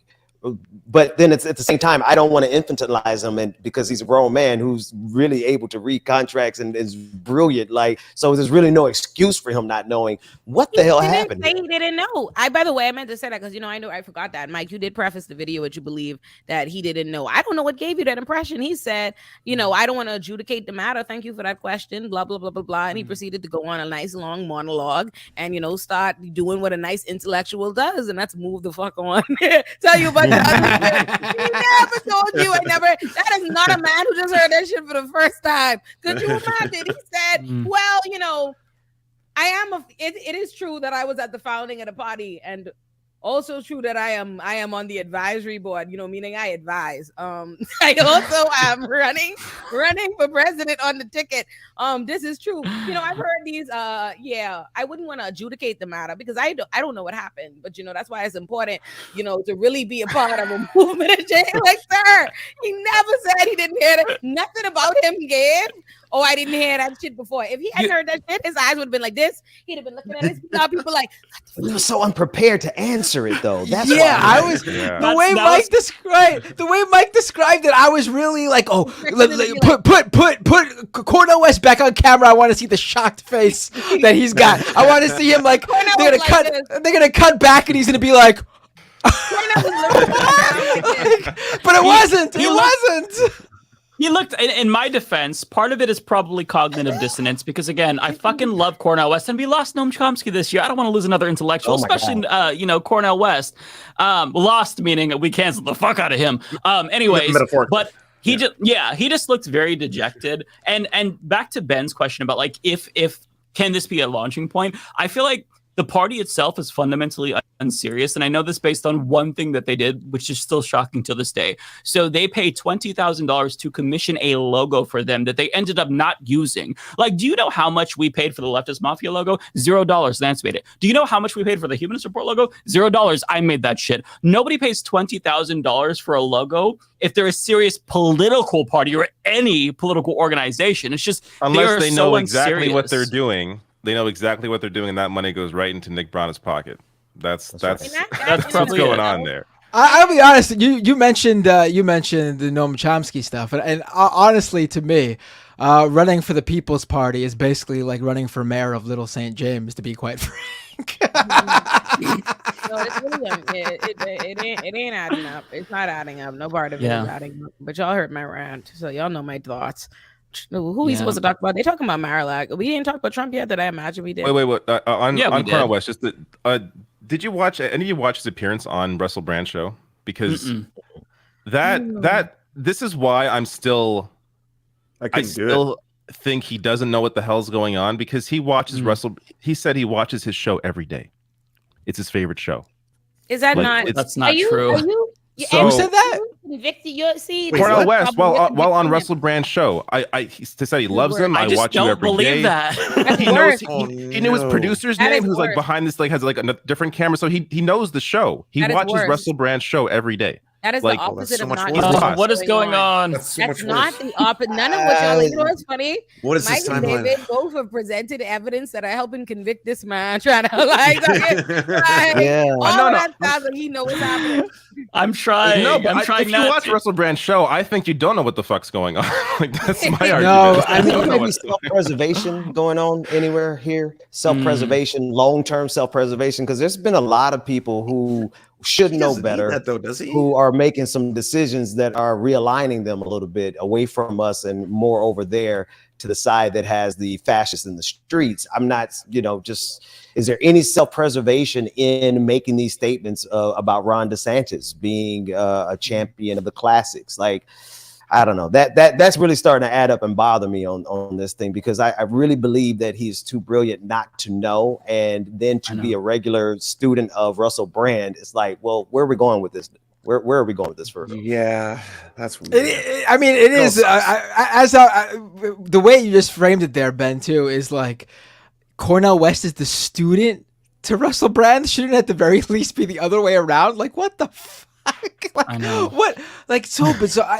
Listen, like, it really seems like the pandemic broke people's brains. Like, that is literally where we saw people flip like this. Like, yeah, there were the bits and pieces post-Trump, but 2020 is where people really flipped their lid. You can just look at the list of people who completely are different than what they were. I mean, Russell Brand's in that group. Again, he never was like Mr. Progressive, but he wasn't like this. I was shocked to see Jimmy Dore change so much in 2020. Jimmy Dore went from spitting on Alex Jones to becoming Alex Jones. Yes, I mean, to attacking me with Libtard 01 and outing himself. I mean, Matt Taibbi. That turn had gone on for a while, though. Let's not pretend COVID broke Jimmy's brain. I was going to say Jimmy's been on this trajectory at least since 2015. It's just needed a little push. Yeah, dropping little sprinkles here and there. Yeah. A little Matt Taibbi is another good example. What the fuck happened there? How did he go from like this esteemed quote unquote journalist to like talking about Matt Walsh and being like, oh, What Is a Woman is a really good fucking documentary? You're like, what the fuck? Where did this come from? How does he go from becoming the number one voice in the early 2010s, speaking out against the 1%, to literally becoming the richest guy in the world's PR guy? I mean, you got to be kidding me. Like, yeah, exactly. And denying it over and over when asked. Like, every single time, it's like, no, that's not what I'm about. No, I'm just doing my job. The Twitter files. It's like, what the fuck? There's a lot of people who flip. Wow. Yeah. I'm thinking, you just reminded me of some of my friends who used to be at The Intercept. I think some of them might still be at The Intercept. Of course, Glenn Greenwald. That's Glenn Greenwald, right? Zaid. These were guys that like really had great critiques and analyses back in the day, and now they're falling over with fascists. Now it's like, where are we going here, America?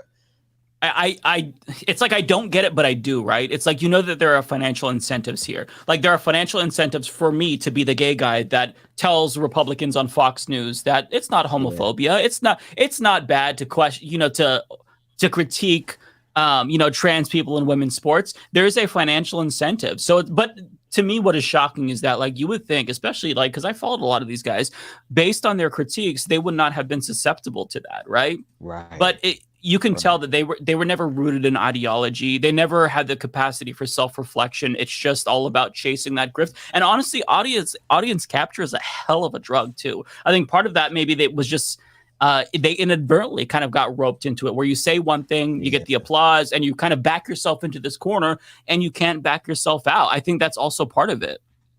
That's a dangerous phenomenon right there, what you just described, Mike. Because you sometimes as a host, you don't realize that you're doing that. And if you don't realize that you're responding to the audience, your audience will take you to some crazy places. Yeah. They can box you in, and the second you get out of line, they bark at you. I mean, we saw this kind of in real time with Jimmy Dore, where in 2021, he had a good take on critical race theory, and he got ripped to shreds. That's when you could still see the dislikes, ripped to fucking shreds, and he never made that mistake again. So, like, your audience, if you start to really, like, you get a lot of views if you pander to reactionaries, right? So if you get that, it's kind of like that dopamine rush, and then you realize, okay, maybe I don't like this, but then they bark at you, and it's just it's a very destructive cycle. And I feel like that's part of it is these people are probably greedy as well, but I think a lot of this is inadvertent, because I mean, so many of them just they took the same trajectory, and you just see that audience capture little by little, and it's really sad to see, because you would expect the people who are trying to be thought leaders on the left, at least in the online sphere, would have a little bit more integrity or capacity for introspection. Like, we all fuck up. Like, back in 2016, I talked about how, like, I was shitting on Hillary Clinton every single fucking day, but I thought that because I was doing it from the left, everything was copacetic. But then I released a video shitting on Pizzagate, and all of a sudden I get mass dislikes. I'm like, okay, I attracted these people. You've got to pivot now. You've got to switch it up. Like, because you recognized, though, and then you shifted and you understood what happened. What, like, how my point is that how do you not know? Like, if you're introspective enough to be someone who's an intellectual, who's someone like, I don't know, like a Glenn Greenwald, who has done some good work, has a history, or Matt Taibbi, how do you not know that you have changed? They have to have known. They have. That's kind of what I'm asking about Cornel West too. Like, it'd be a lot easier Mm-hmm. if we just accepted that people are not quite a lot of people are not quite what we idealize them to be. And I think, like, in the sense of Cornel, like, that was something, and I said we unpacked this on Saturday. There's a lot of things when we have respect and reverence for a person in a certain capacity, that does not mean all of us are fully aware of the wealth of their opinions and the magnitude and the rate. We're not. I respect Cornel West, but I can't tell you every part of his philosophy and school of thought. There are things that have always existed that would align very much so with some problematic things. There are a lot of Black people of yesteryear that are conservative in certain respects. He identifies as a libertarian in some respects and all these different things. The cooking is there. It's not, this big confusing thing. And as it pertains to the rest of these white people that are famous on Twitter for grifting and switching up lanes, they're insincere. I've been saying this since episode fucking 1. It is a job. It is a grift. It is a persona. It is disingenuous in the first motherfucking place. It is an intellectual exercise. I know some of these people. I be on these shows. I sit with people who live an entirely different fucking life versus what the fuck they say on the shows. They're there to get a check. That's why they switch up. They do what they think is popular. They do what they think there's a lane for. It's called getting where you fit in. That's what's up. As soon as you disabuse yourself of this idea that they're operating in good faith, it all fucking makes sense. If you get that, actually, I was watching an expose on somebody recently, and I watched it too. Very good video. And in said expose, they were like, they're not a left. They're not a leftist. They're not on the right. They're political. They believe in this. Like, they believe in that's what it is. And that's what it is exactly. And but they believe that's what they believe in, like, a lane for themselves. There were always people like that. I remember that in undergrad, there would be people like Black people who don't fuck with Black people like that, but they see the Black student union leadership or some Black sorority or Black fraternity as an opportunity to, carve out a lane, because that allows them to be the Black person in these white rooms or whatever type of thing they're trying to climb to. People do it all the fucking time. The world is full of social climbers and people trying to, hit a lick. That's all it is. They're a bunch of white people being disingenuous. That's it. They're full of shit. They're not intellectuals. That's all it is. I'm too. So maybe we're the naive ones for not. Yes. Yeah, I think we are. Let's ask the audience a little bit of an interactive segment here. Folks, get in your vote. Which one of the 6 people sitting before you right now is most likely to become a right-wing grifter? Cast your vote. Be sure to let us know why you think it's most likely to be David Dole. And let's... I would retire and go to video games full time before I did anything different. I guarantee. Remember what we said. Remember what we just said, folks, about how the audience sometimes pushes people that direction. Remember David Dole's live chat. Remember how this goes. All saying Binder now. Oh, they're saying Binder. What? You're the one that projects the most. I think that's what it is. That you project the most. That's what happens. Oh man. Oh yeah. Yeah, you're the most devious, Matt. I love when you don't disclose something, you don't say it on the stream, only for somebody in the chat be like, let me clarify to that thing they were alluding to. You're like, whoa, I have to research. So I think that the moral of the story is don't deify people you see online, unless it's, members of the leftist mafia. Then, we are... No, we are the purest. Well, certainly, not that. Not that. History is No, it's just really sad, right? It just. Don't you see the world crumbling around you? I mean, look at fucking New York. It looks like Blade Runner. How do you not genuinely care about the state of the fucking planet? We gotta apologize, David. The two of us have to apologize for this. Yeah, let's hear it, Canadians. Actually, we're gonna get to Janine. We'll get to Janine Pirro in a second. Wait, no, you're showing the wrong video. This is the video from after Ole was smoking earlier in the show. This is one of my friends called me and said, I know you used to inhale and smoke, but you okay? I was like, damn. Yeah, what's it like? It looks horrifying. We get this on the West Coast all the time. Yeah, it's way worse in New York City than it is in where I am. Just because it's going right down. We just had the red Blade Runner nights before. Like as soon as I saw that, I was like, oh, the East Coast is getting what Vancouver is getting used to getting now. It was crazy. I wasn't expecting it. Like on what was it, Wednesday? I was picking up my kids, and I was walking, and I smelt it, and I was like, "What is that? Did someone burned something?" It was like before, I guess I realized what was going on, and then by that evening, the smoke was just filling the air, and I was like, oh, and then I found out. And then the next day, yesterday, today's Thursday, Wednesday, the whole outside, all throughout the day, was just that orange color. It was crazy. Yeah, and I had to wear a mask yesterday. I had to wear that mask yesterday. The first day. I actually saw people in Manhattan raw dog in the air. I don't know what people were thinking. My eyes felt it. Like I could feel the air in my eyes. Like it did not feel. It was crazy. Worse than Blade Runner. And I was like, you really are a real Smokey the Bear ass bitch. Like you need a mask. Like miss. I said, miss, you have to chill. Like what is wrong with you?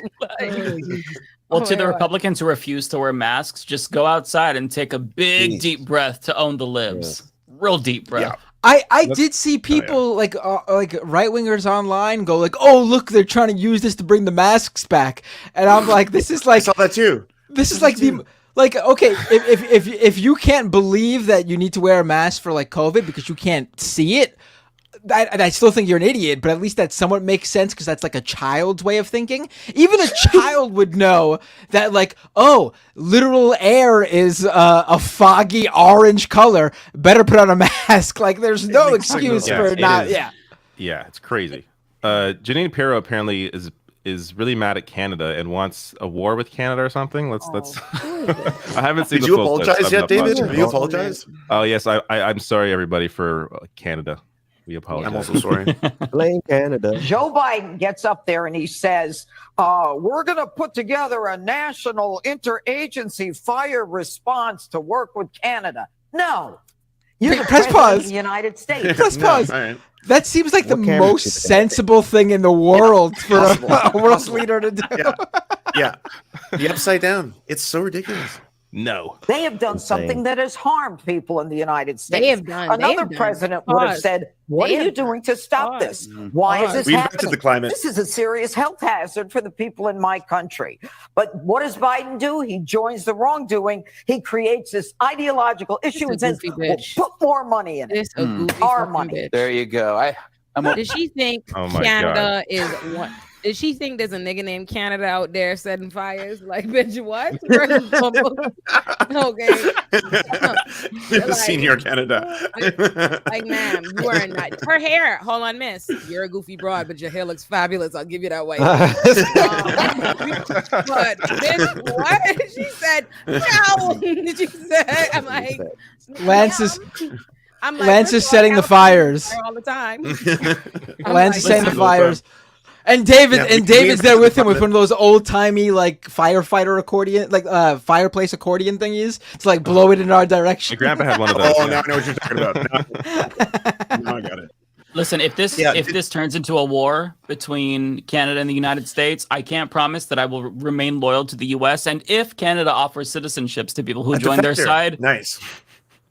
I'm not going to say anything publicly, but I'm going to contemplate my decisions very wisely then. I'll sponsor it. Welcome. Marjorie Taylor Greene blamed Canada's climate cult. We're apparently a climate cult. We're so cultish on the climate change that our prime minister has a quote where he talks about billions of barrels in the oil and how nobody would just leave them there.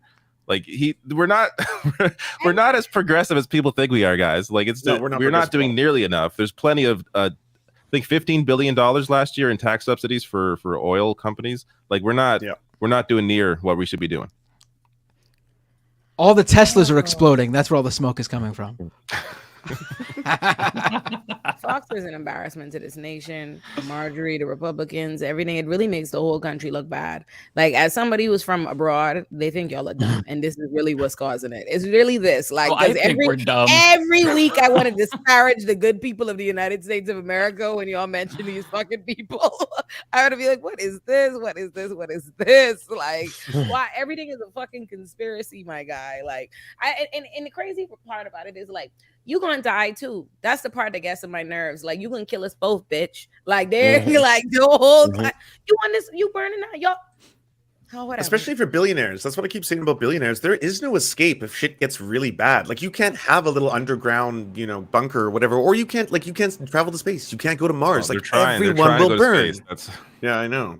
It sucks. They're just gonna have to have like the peasants will be so desperate they'll have to have security detail everywhere. That just sounds like a great world that they want to live in. What currency? What currency? They will just like eat them. Like everyone will revolt right away. It's like, I'll pay you in money. It's like, well, that has no value anymore. I want the food. I want the bunker. Like, yeah.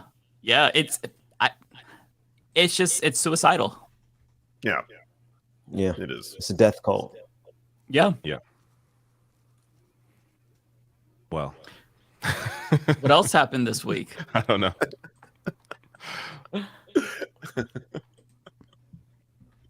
I do have a clip here. I don't know. It's RFK. I don't want to watch this. Oh God, please. I've been doing my best. He's on not Fox to, News, just like whatever. Ooh. I've been doing my best not to make Sirhan jokes about him, but I'm really just disappointed that out of all the Kennedys, this is the one we got stuck with. Yeah. No,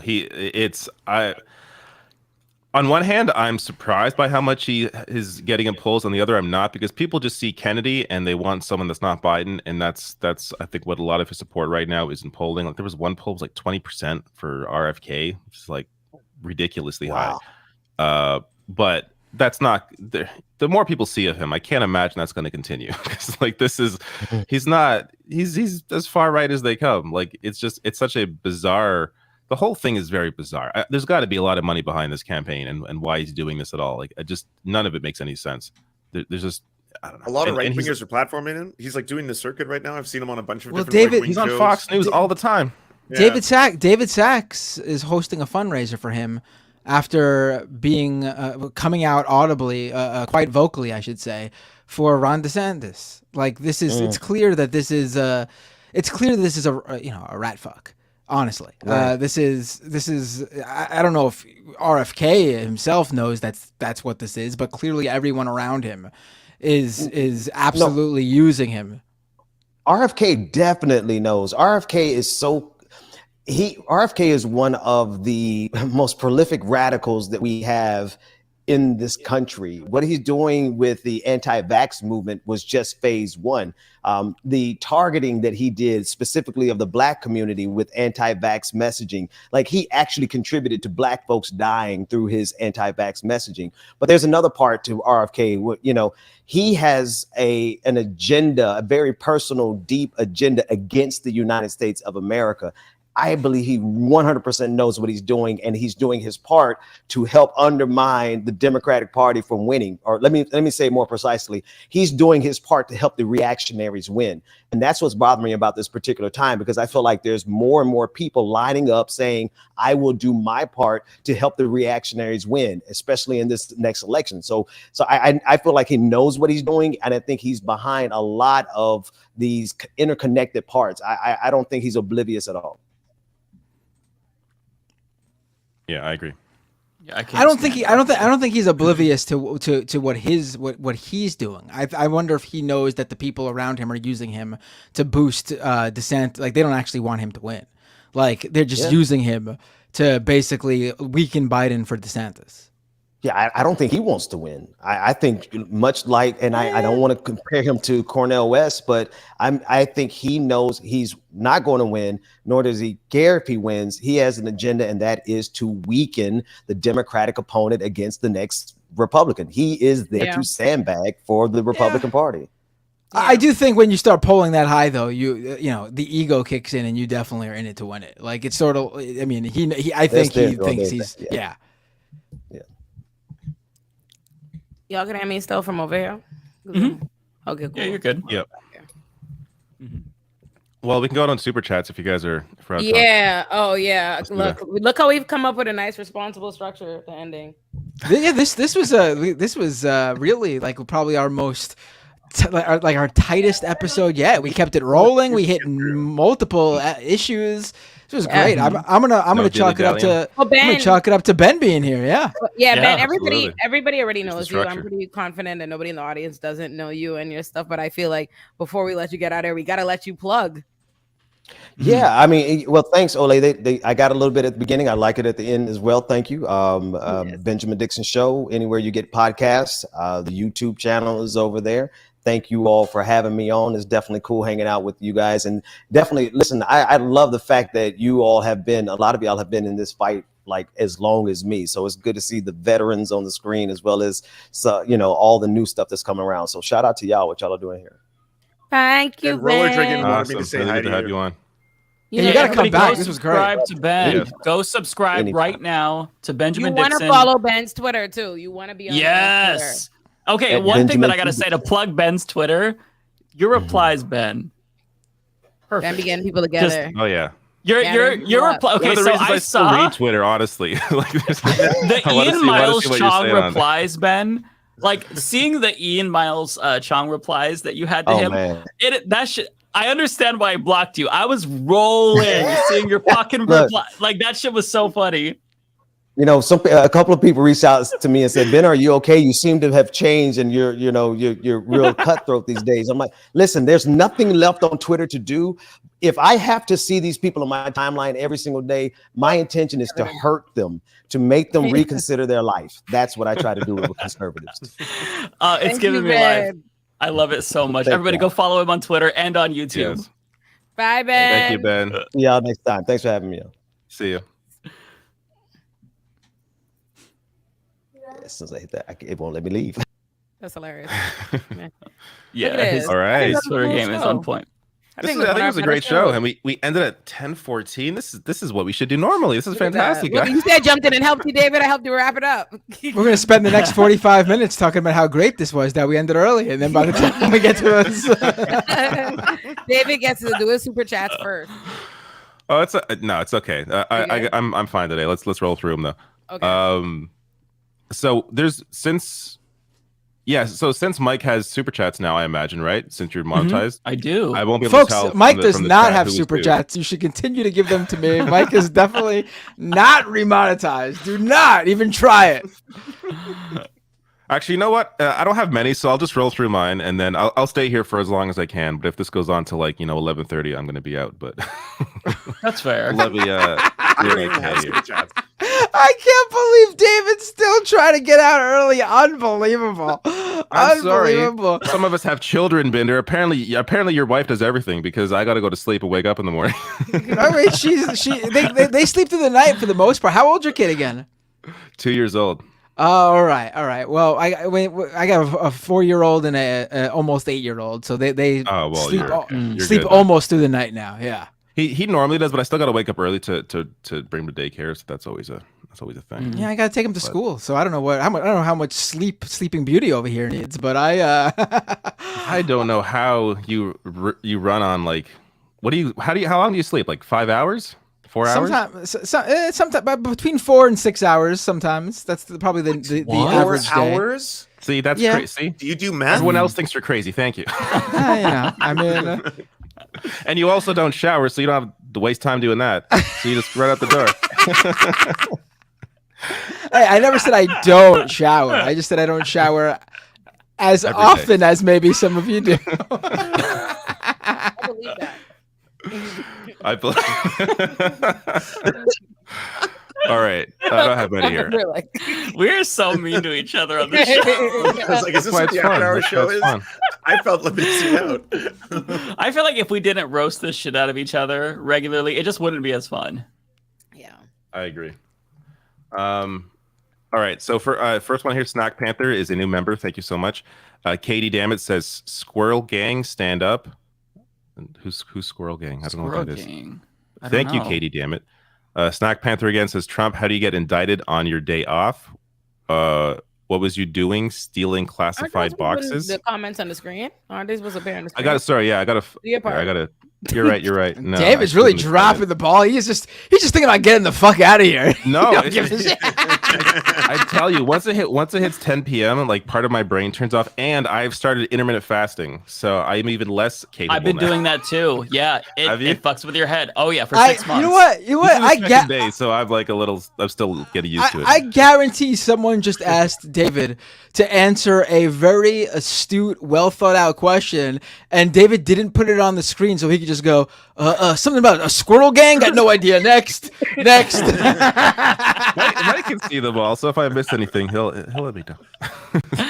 Here we go. Snack Panther. There you go. How do you get indicted on your day off? What was you doing? Stealing classified boxes? I don't know. It's a lot easier to take files from the court you're supposed to leave than you think. The issue isn't even that he took It's the boxes hoax. The boxes hoax. Someone told you. I wanted a cop for you, Ole. The issue isn't even necessarily the boxes. It's that they wanted them back and he wouldn't give them back, and then he hid documents that they were That hurt asking my for. lungs. Like, that's the actual that's the actual issue here. But nobody cares. Daniel R. If I could find Daniel R. Here you go. What I want to know about Joe Manchin is if he squanders his wealth, will he change his name to Joe Studio Apartment? It's a good one. I like that. That's pretty good. I like that. Very funny. My audience, very funny people. Very, very funny. They're very talented, intelligent people. Great humor here. Trying to find the next one here. Evan says, I saw somebody do a deep dive on Cornel West after his announcement, and he has really concerning ties to organizations like the Heritage Foundation and other right-wing endeavors. You should watch Illuminati on Saturday. We talked a lot about a lot of stuff. It's gonna be it's honestly gonna be really fucking great. I can't wait. I'm excited. It's gonna be so good, like so good. I had an entirely different episode planned, which is gonna be great too. My editor was halfway through it, then the Cornel West thing happened, and I texted all of the people that are gonna be on the episode, and I was like, "Y'all, Cornel West is running on the People's Party," and every one of them said some semblance of nigga. And I was like, we have to discuss. We must discuss. Like, so yeah, I'm excited to watch that. Really I'm looking forward to it. It's like an hour. It's like more. Nice. Loomber says, did you guys see that Pat Robertson died? Yes. Yeah. Yes, we Crab dance. We talked it. You missed we had it a good in the laugh at the beginning. Snack Panther's the last one. If I can find Snack Panther.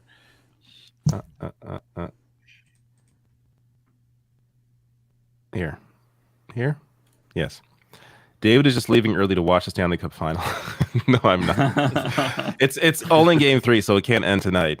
I'm hoping Vegas wins tonight. I want Vegas to sweep Florida. I have not checked the score, so I don't know what the current situation is. But I'm going to stay here for now. I feel fine. So, Mike, do you want to roll through them? Sure. I'll just go. Yeah, I'll just go from the top. New member. I think you got the 2 new members, David. So we have Christian Veneman. It says, "Ding dong, the witch is dead." Nice to see you, Christian. Yes. Very good news. Very good news. Wanda MV with a $5 super chat. "Send you love tonight. I was so moved by your Zoom call last Friday. So happy you are monetized again. Much love." Nice to see you, Wanda. For those of you who don't know, I do a Zoom call with my patrons once every month. It's the first Friday of every month. And I met Wanda. Christian used to come to them. So yeah, it's nice to see you again, Wanda. Thank you. By the way, did the Twitter pressures, did it work? Was it pressuring people? Did people pressuring them? Is that what pushed them to monetize it again? I think it had to have worked. Rep. I think maybe I think that YouTube Team YouTube was about to block me on Twitter, seriously, because we had people all up on their asses. But I think the YouTube rep is probably what did it, because he told me, he's like, "Hey, I'm going to try to get you an answer."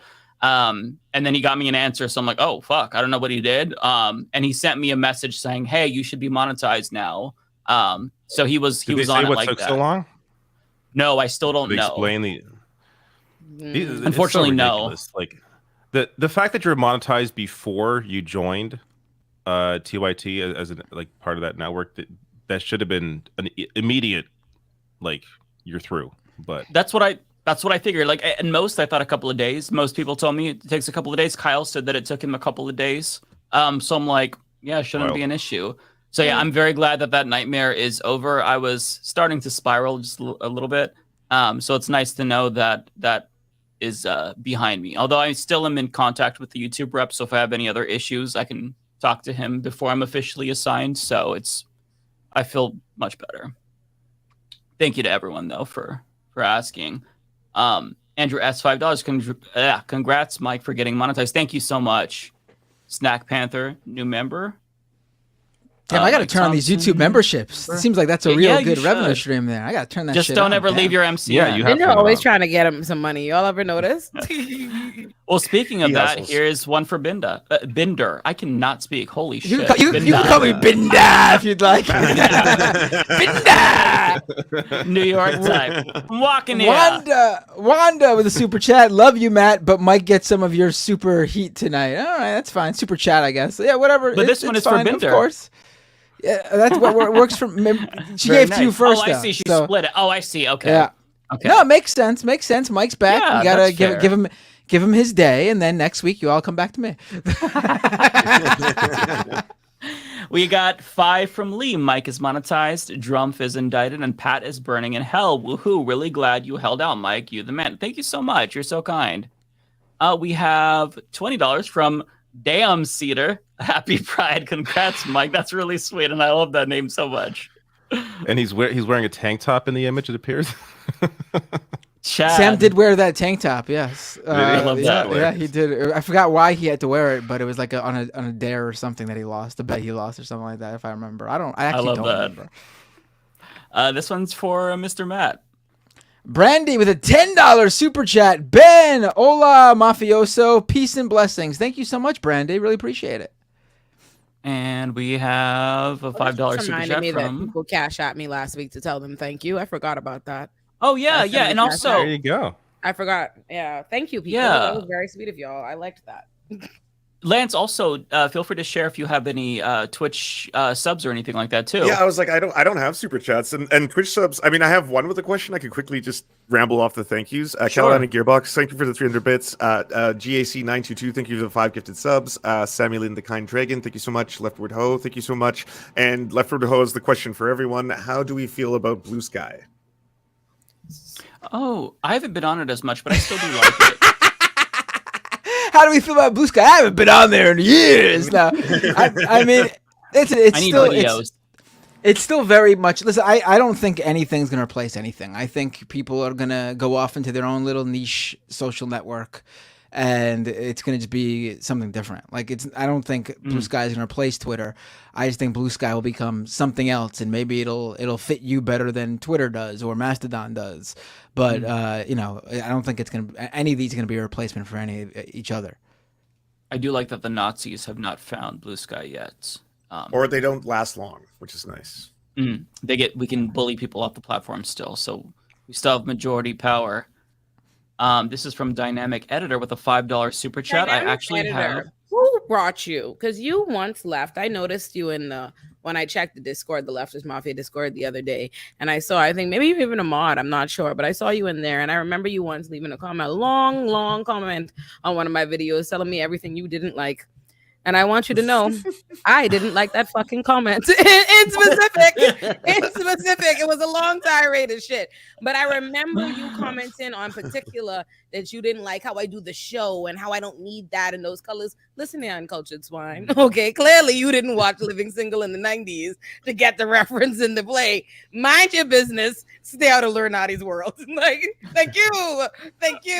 Like, Okay, the colors on your show are amazing. The only complaint with your show, Ole, is that there's not enough Raheem. I knew you were gonna say it. I knew you were gonna fucking say it. I said, watch it.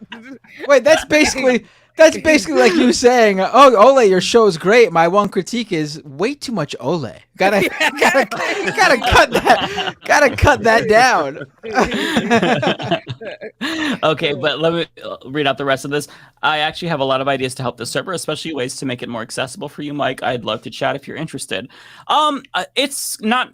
I appreciate it, but I'm probably not gonna invest too much time in Discord currently, and I'm very hypersensitive to people reaching out to be mods at this point in time. So for obvious reasons. 100%. Especially Yeah. people that have bad comment history. So Yes.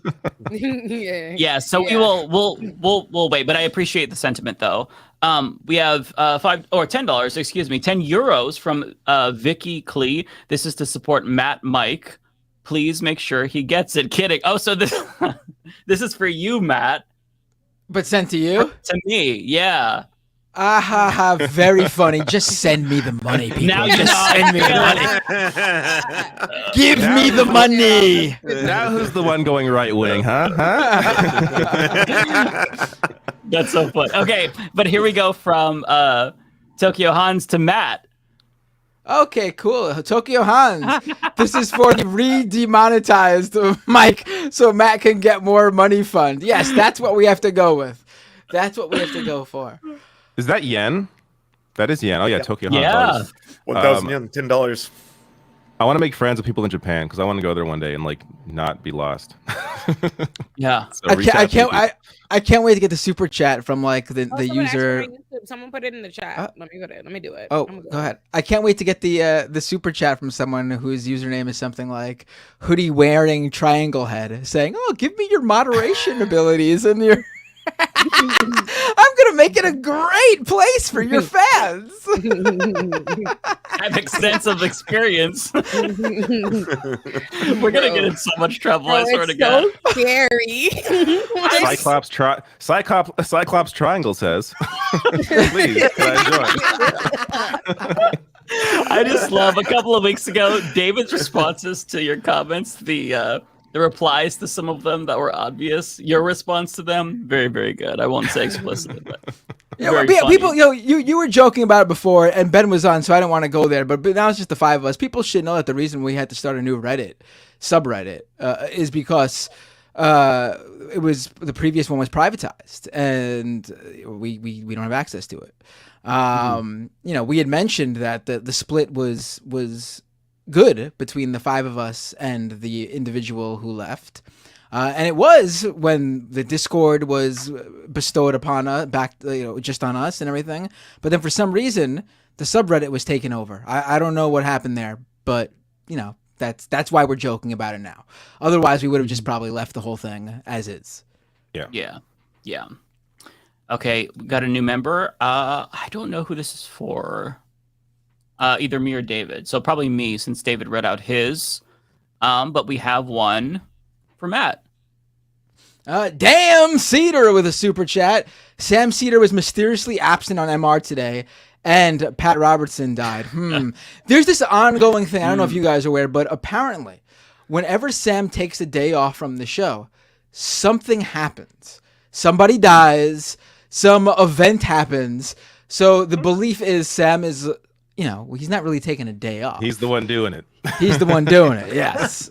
I mean, it's not. I don't think it's a magically, coincidence or? that he did the whole Steven Crowder surprise debate, and then Steven Crowder almost died like a month later. Is that really coincidental? I don't know. I did not know this. I feel bad for him though, because I feel like he's someone who would have loved to be there to cover that in like all of these big moments. But he's like off on all those important days. Mm-hmm. Okay, so this is $5 from Nasima Tempest. I love your work, Mike, and I'm happy to see Benjamin Dixon. Happy birthday, Ben. Oh, right, it was his birthday. We didn't tell him happy birthday. No, shut up. Shut up. Yeah, it was like a day or so ago. Oh, if it was not whatever. today, I won't feel bad. But if it actually was today, I'm looking for the balloons on Twitter. No, okay. I don't know if I told him on Twitter, but happy birthday, Ben. His birthday was 3 days ago. Happy 3 days birthday. ago. Okay. I don't feel as bad.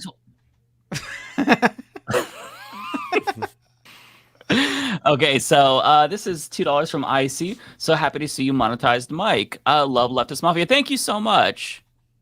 You're all so kind. $5 from Snack Panther. That was mine. Okay. I thought that that name looked familiar. Hannah McGuire, $5 here to support Matt Bender by sending a super chat to the Humanist Report. This is so sweet, Matt. It's not funny. It's not funny. It's not funny. It's hilarious, actually. I thought that the meme would keep going, but they reversed it. That's brilliant. true. We have a brilliant audience. Great. They're very funny. I see Very Melanie, $6.99 Canadian. I'm so happy YouTube remonetized you. Thank you so much. I'd like to think my retweeting you on Friday did the trick. JK, I'm glad they finally came to their senses. Thank you so much, and thank you for retweeting. Anyone who retweeted that, I really appreciate you. Thank you so much. I retweeted. Thank you all so much. I was very distraught. So to see it get a bunch of attention on Twitter was very reassuring. Daniel R with $4.99 says We already read this one. Oh yeah, you read. We this. did. Okay. So we already read this one. Wayne. Well, because that one was the funny one. I never remembers the funny one, but I could see why Mike. I can see why Mike thought it would have been anyone but one of David Dole's viewers. I just go name, so I didn't have a chance to read it. But this one is for you, Bender. Oh, Sexy Terrapin with a super chat. Reddit's Android app has no accessibility features. It is going to make it an unusable platform for me and others. Yeah, I mean, I think Reddit is making a really big mistake here. And I think they're going to go ahead with it. I don't think they're going to reverse course. I think they're going to go ahead with it. And I do think they're going to take a hit. And if the Apollo developer was smart, he would seriously consider rolling out a very bare bones alternative Reddit app really quick, because I think people would use it. And the same thing happened with Dig about 10 years ago. I remember that. Yeah. Dig was the big social bookmark sharing website, and Reddit was the little side project. And Dig completely changed the interface and user experience on their platform. And at that moment, everyone jumped ship to Reddit. It could happen again. I was one of those people. I migrated from Dig to Reddit. So, yeah. Never heard of Dig. It was basically Reddit. From what I remember, you could upvote different articles and stuff. I hate Reddit. Okay, so we have... Ole, are you okay? I'm fine. You're like, never heard of Dig. Hate Reddit. just miserable. I'm just miserable right now. I love the Gengar so much, though. I know he's my baby. That's amazing. That's I want one. These are my matching little Illuminati. So you see they're Illuminati colored. They're purple and green. Hello. I like them. Oh, I love it. They look like my Raheem subscribe button. Oh. They're cute. I want one of those Pokemon. I think they're called Squishmallows. There's like a the Squishmallows. I love Squishmallows. Yeah. They're so expensive though. The Kenny Pikachu JD was was like obsessed $40. with them. Kenny, we had on the show once. She loves Squishmallows. They're so soft. I want they're one. so soft. I had one for my ex, one of my exes, but I threw it over the balcony. But I did, but it was See, I want one, but my dogs would claim it, and so I wouldn't be able to use it. And it smell like dog and have dog hair, but they are cute. Okay, so $4.99 from Jade. Reddit mods are unpaid users too. Many rely on third-party apps for moderating. Most other popular third-party apps are shutting down. It's not just Apollo. Right. Yeah, Yes, there's a bunch of apps that are shutting down. Apollo's getting all the attention because they really are. It really is a big app. It's just one guy again. It's a really. I mean, Apple at their big conference used Apollo on screen multiple times. In fact, they touted Apollo as one of the apps that's going to be compatible with the Vision Pro goggles, which are going to come out. And when they come out, Apollo will no longer exist. So I mean, it's a pretty crazy thing that's going on with Reddit. That's so stupid. We have one for Ole, supporting Ole through Matt. Oh, so supporting me, and I get it. Tokyo, we need to rebrand this show. First, increase Ole's screen size by 50%. Second, rename the show Cafe Ole.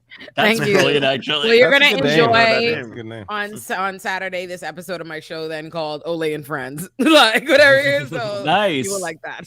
Nice. Matt B with $4.99. I would like this donation to go to Matt Binder if he names his segment Binder's Bit. JK, this is for Mike. I like Binder's Bit though. We have Cafe Ole, Binder's Bit. No, I'm not going to call it Binder's Bit because it's way too close to Binder's Bits, which will mean something very different. I did not think about that. Ole is the ultimate female INTP powerhouse. I am an ENTJ. For whoever knows or cares about that, that's what I actually am. I always forget mine. I did it once. I don't remember. It's too many letters. I don't remember what it stands for, but I know it's very much so like a lawyer type, loudmouth, authoritarian bitch, something like that. Maybe I'll launch an OnlyFans that's called Binder's Bits. No, Binder. I love it. I do like Matt's monologue, right? The truth. Yeah, Binder's Binder, huh? It's got to be something tangent-esque. Let me think about it. I'll go back. I gotta give Binder ideas. We each got to have like our own segments. So I love Cafe Ole, but we can work. I like a good rant. Okay, so like a Ole rant, Raheem's rant, like where you bring in Raheem and rant. I don't know. It's too distracting. I'm gonna gotta roll off the top. As y'all know, I love Olernati. I come up with new worlds every week. Foolishness. So I'll come up with something. Okay. We'll have segments soon. It'll be amazing. Okay, this is for Binder. Archangel, Matt, this is for Mike. Dude, I love your dog cam when you stream and Zoya looks content. Oh, well, is that your dog? Zoya's my dog. Yeah. Is that how it's spelled? Zoya? Yeah, you nailed it. There you go. Yeah. Thank you, Archangel. I appreciate you giving Mike money through me. I'll make sure he gets it. The meme lives on. Okay. Parker, $5. Shout out to Ben Dixon. So awesome to have him on the show. I think it's awesome and funny you all had Rebecca Azor on before Ben. They do a show together. Yeah, that's how I met them. I was that was like one of the first shows I was ever on. That's how I met them both. But Rebecca is my girl. I love Ben is my boy, but Rebecca is my girl. That is my good sis. So of course, anything I do, I make sure Rebecca is one of the first people I bring on in some way. I love Rebecca always. She's amazing. They were both inevitable though, like inevitable guests for sure. I also think like a lot of our guests up to this point haven't really been YouTubers in our similar space. We just. A lot of it's been sort of people, like kind of like reaching out to different areas, but we'll definitely have more people like Ben on again, and Ben himself, of course. Yeah, absolutely. Styx Dragon Sharon with $2. Dragon love to you all. Thank you so much. We have a blank to Matt Binder. Oh, John Deere with $10. Thank you so much, my friend. Taking that big John Deere money. Hell yeah. €5 from Venetia David. Congratulations on Mike's rightful restoration of monetization. Appreciate your work, sir. Thank you so much. You all are if it's euros, if it's euros, then Venetia's watching at like 4 a.m. over there. I know. Yeah, all the European viewers. I mean, they stay up all night to watch us, so that's dedication. It's British pounds, but whatever. It's okay. Oh, well, that was pounds. Oh, yeah, it was British. Oh, we did this last week too. I think because someone reached out to me and was like, "You're mixing up euros and pounds." We're bad, Mike. We're bad. Yeah, ignorant Americans. This is for you, Bender. For me, the UK is still part of the EU in my world. Okay, there was no Brexit. Oh, there you go. So that's why. There you go. Although John they never Deere, always had separate currency though. Yeah, they always had separate currency. They always had pounds. They were the only ones that did that. Mm-hmm. Oh right, they did. Right. Well, then No we're just excuses fucking now. idiots. We're just fucking idiots. It was a good excuse idea, but John Deere with a super chat again, $10. Or maybe this was the same one, and StreamYard messed up. So either I don't know. But John Deere. I see two separate ones. Oh, all right. For fuck's sake, please look into Glenn Greenwald and Matt Hale circa 2000. Glenn was a Nazi lawyer in 2000, was unknowingly, quote unquote, involved in a plot to murder a federal judge.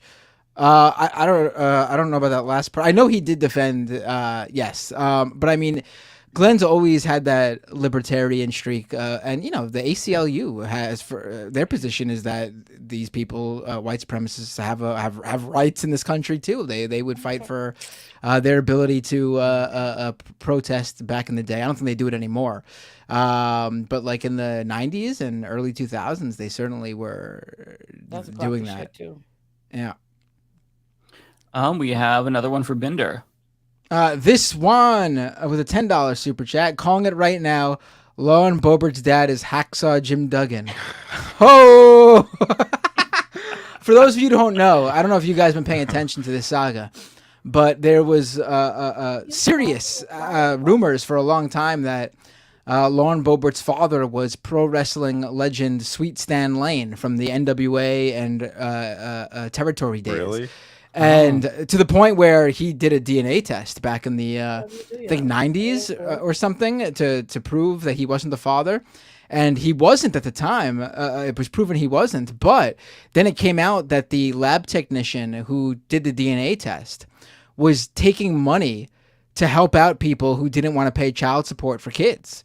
So then there was a long, Oh my God. yeah. That So is she went crazy. to, I think she went to jail and stuff. Like they were like some professional athlete paid her all the money to get not take responsibility for his kid. And so then it came out that we can't trust his DNA test. So they just got together recently. Lauren Boebert actually met with Stan Lane, I believe, and they did this DNA test.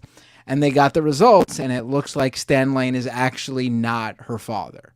Lauren Boebert's mother was insistent, though, for decades that Stan Lane was her father. So, interesting and weird story. Yeah. That's very weird. That's what that super chat is in reference to, though. Yeah. Okay. Shout out to Raheem who entered the stream. We have another one for Bender. For Resto Montero with the super chat, the rich have only have short-term thinking. My workplaces open themselves to hundreds of thousands in liability to save a few just this week. I'm not sure what this was referencing, but it seems obvious, like not surprising. Yeah. At all. I think that's when we were talking about how rich people are like, I don't know, they have nowhere to go and they're creating this terrible world. I don't know, it was an earlier conversation. Yeah. $5 from Tara. So glad you got monetization back. It wouldn't be the same without you here on YouTube. Thank you so much, Tara. Tara's one of my mods, so we love Tara. Everybody send Tara lots and lots of love. She's brilliant. We have one for Bender. Blex, actually, congrats to Mike for getting monetization back. Smiley face. That's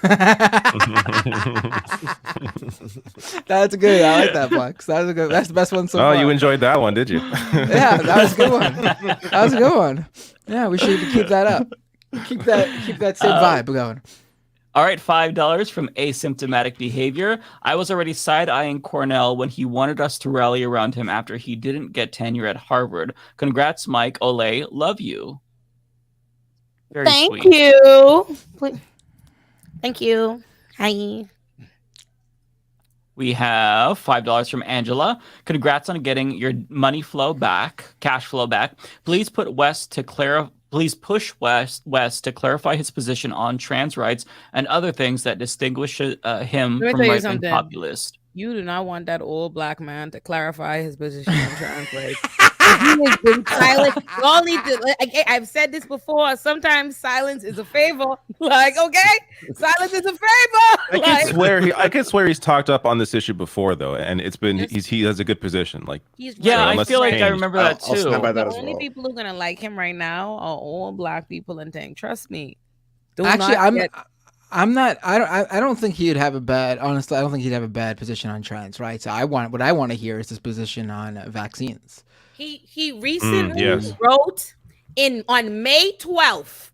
He had decided, unprovoked, I'm going to start writing things about how DeSantis, Ron, I'm at war with the LGBT community. DeSantis is moving in the spirit of a revolutionary. He is ready to say some bullshit. Trust me. Did he call him? And he should be asked. Did he call him Brother DeSantis too? Did he drop the brother brother? It'd be funny if he said Brother Ron. Brother Ron. I couldn't read that article though because of the paywall. Were you able to actually read it, Ole? Because I want to know like what he said specifically. I believe I read it. I'll copy and paste it and give it to you. I'm gonna put a copy and paste it in a rough word for you.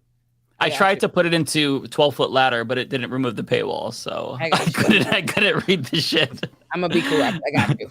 Okay, has he said anything? Has he said anything about Brother Chomsky and the recent allegations of his? I'm not gonna go there. I was gonna say the allegations. Chomsky, Brother Epstein. No, stop. Brother Epstein. Oh, geez. Yeah, the Chomsky stuff sucks. I gotta be honest. I have not read about this, and I feel like I don't want to. Yes, I'm not aware. It's really bad. It's really bad. There's no way. I don't like. Listen, I don't know whatever Chomsky did, but this money entanglement happened well after Epstein got out of jail for already doing what he was doing. After taking a sweetheart deal. Yeah. And Noam Chomsky said none of your business in response to the Epstein. He actually said none of your business.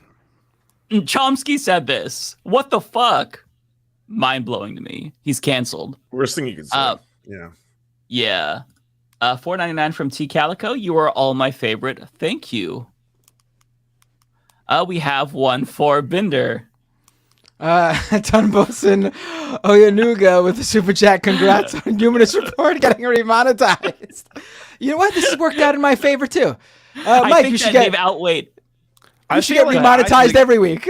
I feel like I retweeted you, Mike. I should get some thanks as well in the super chats. I'm still here. Guys. That's true. Everybody did like go to bat, so we could spread the wealth around. Another one for Binder. Jenna Doherty with a super chat. Binder, thank you for reposting my Bridging the Gap interviews between a trans person and a Christian. I really appreciate it. For those not in the loop, the YouTube podcast is Too Punk to Be a Hippie. Yeah, definitely check that out. Okay. Jenna had a conversation with one of the members of the Christian ska punk band Five Iron Frenzy, and it's really good. Oh, okay. Huh. I'll check that out. We have another one for Binder. KD, damn it. Squirtle Gang is Ben Dixon's chat name. I didn't know that. Oh, okay. Yeah, I did not know either. We have one from me about Binder. I can see Matt flipping over to the fascist easily. What? What? That one's for me. Jules T. That's for me. Oh, that's for you. I can see Matt Okay. flipping over to the fascist easily. No, I agree. No surprise there. It comes from David Dole's audience. It's so great we read twice. Takes a fascist to know a fascist. Hey, I'll take you down with me. It's all right. We have a new member, and we have one for Binda. Foresta with a super chat. Is Binda Matt's dead name? What? I don't even know if I get that one. Another one. Okay, whatever. Whoa, this is for you, Binder. Oh, Michael Reich. $50. No reason. I just wanted to piss away some money. I'm quite mad. I love it. Thank you so much, Michael Reich. $50. Oh and my as a God. new fascist, love the last name. It's really great. Let's go. All right, we You have should put the hello money to towards Chico. new Apple VR headset. Then it's gonna be first in line with that. Oh, I'm not getting that shit. That was so dumb. I'm sorry. That's the dumbest shit I've ever seen. They Okay, can't hello even get to FaceTime to stop failing, and they want to be out here thinking that they can make smart house technology. Right? Like, stick to the rivers and lakes that you're fucking used to, okay? What? The phone Oh. runs hot. Yeah, it does run hot. My phone, fuck. I've had this bitch for 5 years and it's still going, but it's not looking good. That bitch will sizzle. It burned your fucking hands. Oh wait, Hello someone. to This isn't a super chat, but someone, Sassy Sassaraya, just recalled. I think we talked about it on this show. Sassy says Matt was at January 6th. I don't know if you recall that Twitter user taking screenshots of someone with the long hair and the hoodie up, saying, Matt Binder at January 6th? I mean, it was me, right? Yeah. Unbeknownst to all of us, Matt has a totally different life that we're not aware of. Oh, Lance has a Chico shirt. Let me see. Yeah, I just noticed that. Oh, I love it. I want one. It's Do you cute, sell right? that? That is amazing. I want a Chico Yeah. shirt. Send me a link. I want one. I will hook you up. Oh, thank you. That is the cutest thing I've ever seen. And also, hello to Chico. Chico is a very good boy. Yeah, he ran in and then ran back out. I think he wants. I food. love that shirt. Well, thank you. I appreciate it. Raheem is literally on the floor right by my foot, like stretched out. Oh. Like, please come. Will he grab you and like attack your feet? My cat would attack my legs. I'm gonna show you what he's. Oh wait, we didn't read that one. Who's that for? Sorry, this is for you. This one with a $10 super chat. Oh man, this super chat is the is like trifecta. This is the there's layers to trifecta this. right here. Congratulations on David Dole for getting remonetized. Always liked watching the Humanist Report. Kissy face emoji.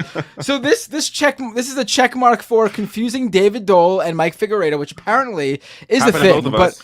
But I think this one is clearly aware and joking, because they're also giving me the super chat for the congratulations on the remonetization. Mm-hmm. This is layers. This is the inception. This is next of- level.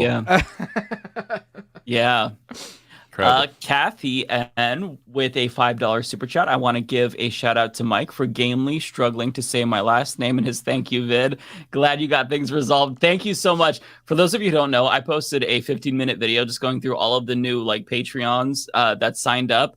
And oh my God, I butchered some of your names like so badly, but I brought on the doggies to make it better as kind of like, I'm sorry, here's a dog.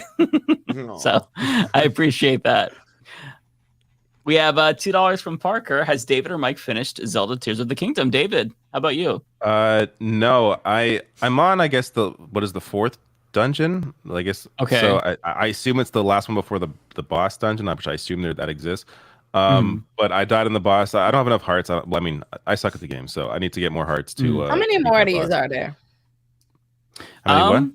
I'm feeling Super like chats? David Dole. Like, I feel bad for both of you. You guys don't have to stay here if you don't want. Like, don't. You guys. I do love your company. I don't know why I feel insecure to you. You guys started staying because of a very specific episode, which did involve you guys. Oh, and now I thought it was an after party. Like y'all were still like talking and stuff.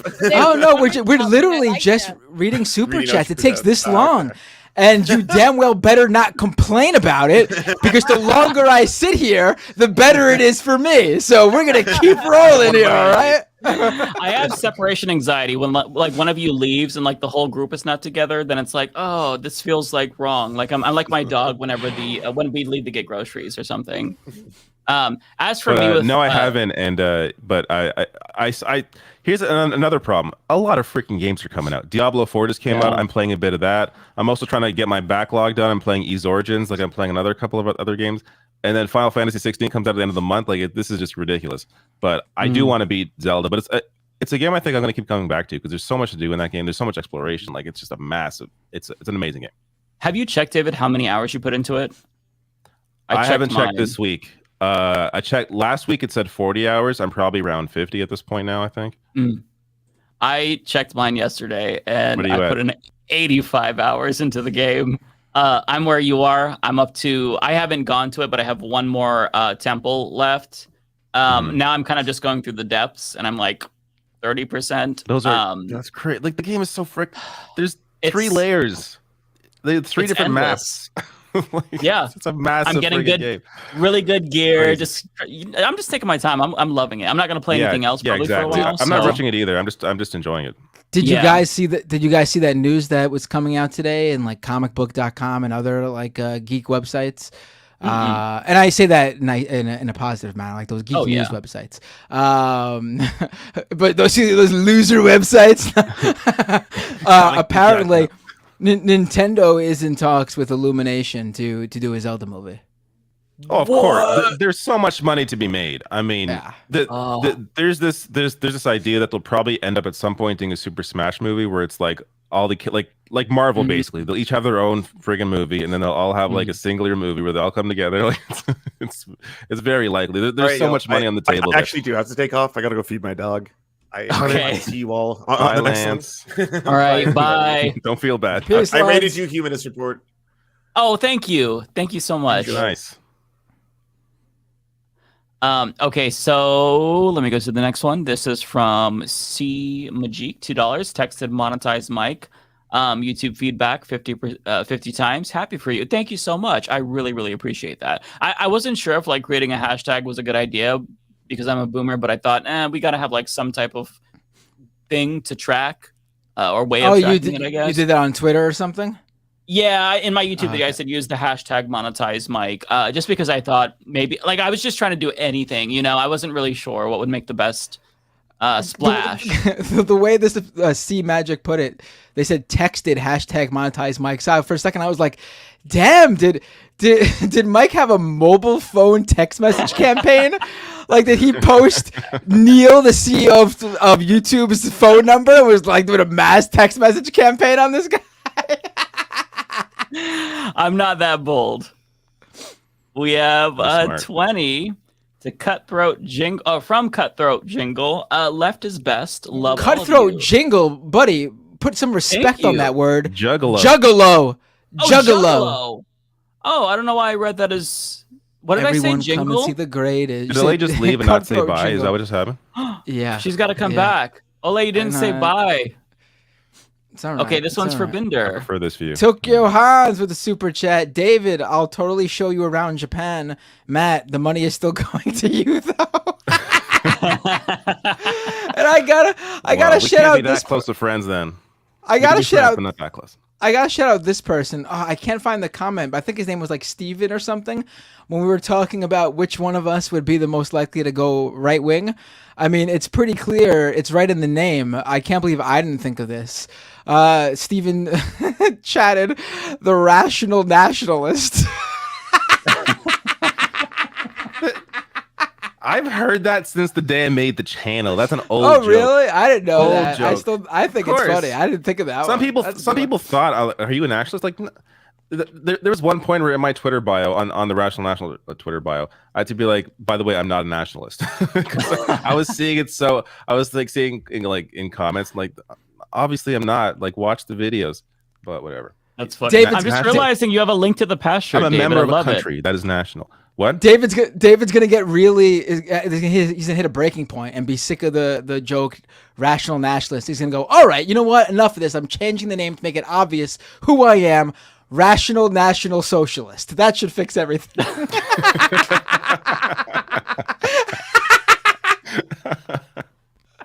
Oh man. No, I was saying that I like your shirt, David. I didn't realize it was a link to the past. Very cool. Oh yeah. Love it. Linkin Park kind of text to it. Okay. Oh yeah. Okay, I didn't notice that. Speaking of you, David, I think this is for you. That is mine. Thank you, Cutthroat Juggalo. Yes, much needed. $20 is great. It'll go to a new game for me. Or maybe it's, diapers, something important. All right, Michael Gregory with 220 Canadian. I am glad Humanist Report is back. Thank you very much. Appreciate that. We have 23.99 in euros from Zeitways. I would be interested in your opinion about West's Ukraine stance. Cornel West's Ukraine stance, pretty much saying he would stop supporting them and then sit down with Putin and tell him now they are defenseless so he can stop the invasion or something.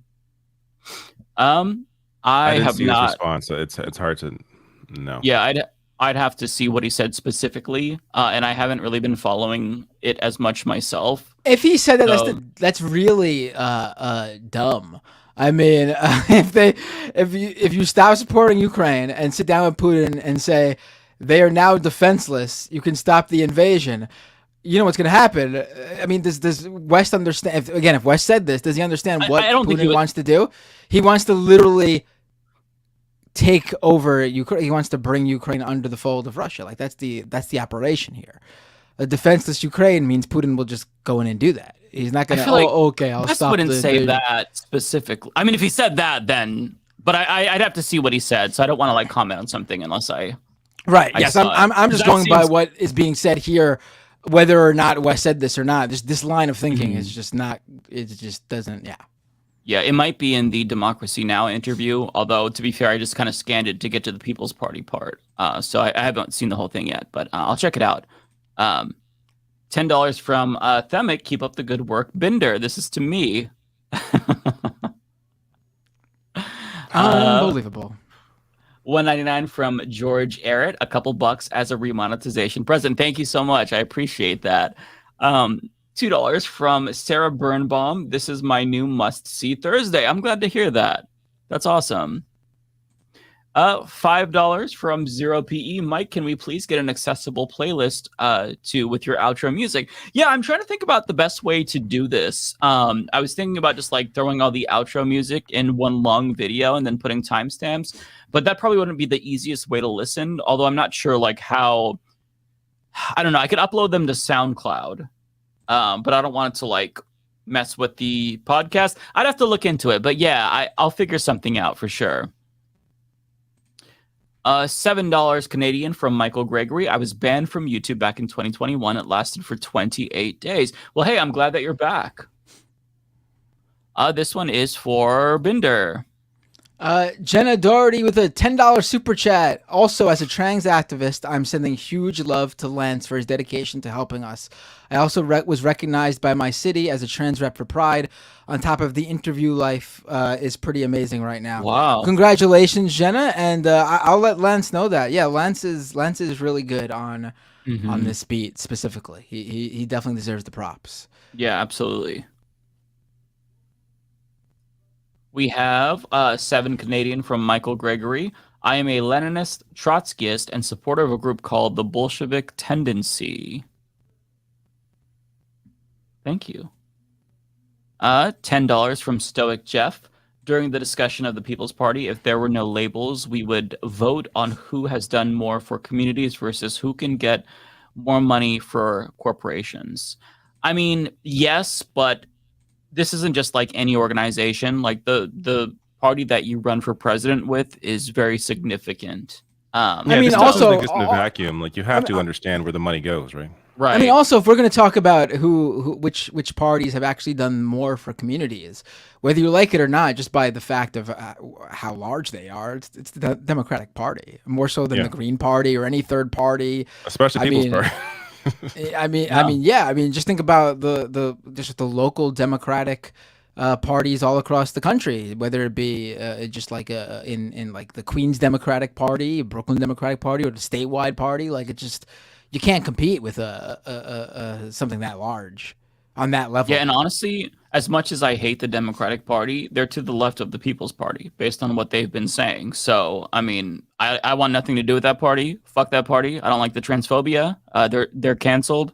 I don't want anything to do with it. Right. The Democratic Party, is yeah. I mean, right. What's the point of an alternative to Democrats if they're to the right of Democrats? Make it make sense. You know, that's kind of my perspective. Yep. So we have one for Binder. Tokyo Hans at David again. Forgot to mention I also have a 2-year-old. Let's schedule a play date in Tokyo. Oh, how about that? Awesome. That'd be really cute. For sure. That would be. No, Tokyo, I'm not going there anytime soon, but when he's like 10 years old, we'll have Tokyo, you should plan this play date back and forth with David in my super chats. Olay she didn't say bye and she left. Yeah, I told you. We're all offended. It's okay. I'm feeling like a backstabbing here. Like we're about to have a new leftist mafia drama. We have another one for Binder. Damn, Cedar with a super chat, laughing emoji. Binder's bits. That's pretty. That's a good one. It's a good one. This one is for me. Oh, that's for you. Katie Sheppy says thanks. I think it's Sheppy. Says thanks for the fun Thursday evenings. You're welcome. It's fun for us as well. And actually, I'm getting tired. So I'm going to roll through the rest of mine. I only have like 4 more left. So go ahead. Pick them out here. Philippe says that stupid Dark Knight quote about living long enough to see yourself become the villain captures so many leftists, particularly influential ones. Yeah, it is true. And it's I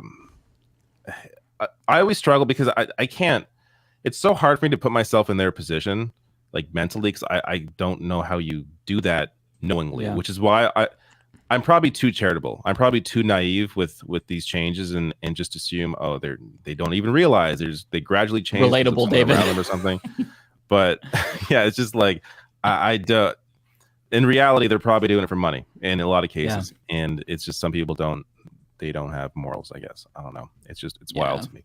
Like if I would never change my position in politics, but if I didn't do this, I would be doing something else, right? Like I don't. The idea that you would shift for money, just get a new job, like do something else. Like if money's your concern, then I don't know, make money some other way than changing the world in a bad way. It just seems bizarre to me. The only YouTube pivot that me or David would make would be launching like an alternative to IGN, so we could do like video game podcasts, some gaming stuff, definitely. Yeah. Actually, we talked a bit about maybe doing some gaming streams. That'd be cool. Yeah, that'd be super fun. If you guys play Fortnite, I'll be down. I do not, but I have no interest. Yeah. I played it a bit. It's okay, but I'm not super into online games, so there's very few online games I like get deep into. See, that's all I play. There we go. Joe Hobson says, for the sleepy old man, thank you so much. I am a sleepy old man. Much appreciated. Nelson. There's Nelson. Nelson Mercer says, just tuning in. What are your thoughts on Cornel West and his presidential announcement? We had a nice long talk about that earlier in the show. You have to go back and watch. Yeah, just rewind. You'll find it. It was quite lengthy too. Can't really redo it right now. It was a good segment actually. Yeah, it was really good. The Mix says, glad your monetization is back, Mike. There you go. Hey, thank you. Nice. Thank you, Mike, and thank you, person. Thank you, the Mick. Last one here from Evan, if I can find it. Evan Christensen says Cornel West is a personal bio with the Federalist Society as a contributor and sits on a board of liberal arts education think tank with the president of the Heritage Foundation and Chris Rufa. There are so many ties that I just wasn't aware of if this stuff is true. I am. I'm sad. I don't know. I'm tired. I'm sad. I'm surprised, first of all, but I'm also disappointed. I don't know what to think. I want to know the motivation. Like, I want to know, is this money? Like, what's going on here? Because he's a smart guy. So he's had a whole lifetime of advocacy. It's just so hard to imagine like an actual pivot, at this stage of his life. But I mean, we've seen crazier shit in the United States. So I don't know. One last one here coming in late. Nelson Mercer says, fine, I'll watch it again. LOL. Well, you missed the meat of the show. You have to go back. You missed all the stories. We said a lot about that. Peace, good night, David. folks. Have a good night. Good night, David. Week. Good night. And then there were two. Oh my God. We're the hardcore of the leftist mafia. We're like we're the guys they send out to actually do all the work. Well, they sit in their high fat cat whatchamacallit. Oh my God, I'm having a mental block right now. What's the top room in a hotel? Ivory Tower. Or we could say Ivory Tower too. Yeah. We can say Ivory Tower. That works. And they're the ones calling the hits, and we're the ones who actually go out and take care of business. True. The penthouse, right? Thank you. The penthouse. Right. Thank you. Is this for you or me? This is for you. Spin me a sailcloth with a super chat. Did you know both John Locke and Isaac Newton studied alchemy? What? Here. I don't know what this is related to. Okay, so this one is for me, Archangel, with a $10 super chat. Figured it out finally, but Mike can have my donation now since Bender will likely hoard it. Sarcasm, JK, love you all. No, it's all good. Archangel already gave me, so it's okay. This one's for you. Mr. Hoosteen with a $10 super chat. Just wanted to thank you all for making things make more sense, especially in such an approachable way. Been radicalized for 3 years now, but it took a while to really make sense of all these issues. Oh, I appreciate that, Mr. Hoosteen, really. Very nice. And if you ever want to, I would be interested in you going into more details too about anything specific you're talking about. That'd be very interesting to know. Different episode though. It's late. Mm-hmm. $2 from me. Choco Mingo says, "Hey Mike, did you see the furry interview? It's wild." I did not. I'm not sure what interview you're referring to, but I'm not sure. I'm curious though. Let's see. Okay, so we have this one's for me to you. Give this to Bender to bolster his funds for hunting down Jimmy Dore alt accounts. And this one's for you. Damn Cedar with a super chat for Bender's right-wing alter ego. He appreciates that. This one's for me, $5 for Olay. I love your shirt. She always has really cool shirts, really cool art. She's got the style that we all lack. $2 to Brenneman. Shout out to 12foot.io and damn this 50 chairs characters limit. Yeah. For those of you who don't know, 12foot.io. If you put an article with a paywall in it, you can get past the paywall. I'm not endorsing this. I think it's egregious. I would never do such a thing. I don't know the legality of it, but that's something that you can do to bypass some paywalls. Interesting. So we have Michael Gregory with 220 Canadian. I also love Final Fantasy. I've never played a Final Fantasy, but the new one looks interesting. You've never played Final Fantasy at all? No, not a single one. I take that back. The Final I'm Fantasy X on PS2, I played like a couple of hours, and I liked it, but I didn't really like get into it. I just kind of like walked away. But aside from that, I have not played it. I'm gonna have to check out the new one. This one's for you. $1.99 from Denise with a super chat. Just sending me a super chat. I appreciate it, Denise. No comments added. Nice. We have $10 from Themic. Glad your monetization is. I think this was for David, right? I can't remember, but if not, thank you so much, Themic. This one is for you, Bender. Kowalski with a super chat. I missed the whole episode. Sorry, but Mike won. Yes. No, I'm happy. Also, I am happy Mike is remonetized. Obviously, I'm just having fun with it. There's always a couple of people to everybody who will actually think that like when we're giving each other shit, we're serious about it. When it's like, no, that's just the vibe of the show. We should talk each other, but we love each other. Right. This one is for you. Themic with a $10 super chat. Great work as always, Ole. Is it for me or was this for David? I don't remember. This is for you. Oh wow. Okay. Cool. Well, Themic's been throwing money around to everybody today. Thanks. Yeah. Big spender. Okay, we have another for you. T-Types with a super chat. If any of you are ever in Chicago, you have to go to the Galloping Ghost. It's the biggest arcade in North America. Gamer heaven. Is it really? I didn't. Sounds good. Got to check it out. Yeah. This one is for Bender. The Emo Dragon with a super chat. Mike was remonetized. Heartbreaking about Cornel. Yes. Good for the first part. Bad for the second part. Of that super chat. Another for Bender. Foresta with another super chat. Right wing pivot. Matt Bindor. Is that how right wingers? Maybe if I'm like some like sort of Nordic fascist, it looks like that would be how my name would be spelled. With the accent over the O. Right. The Ulo or whatever they call it. I don't even know. I don't know. The 2 dots. Okay, so this one is for me. Nelson Mercer, 550 Canadian. What is the airspeed velocity of an unladen swallow? I am not sure. But thank you. Sounds dirty.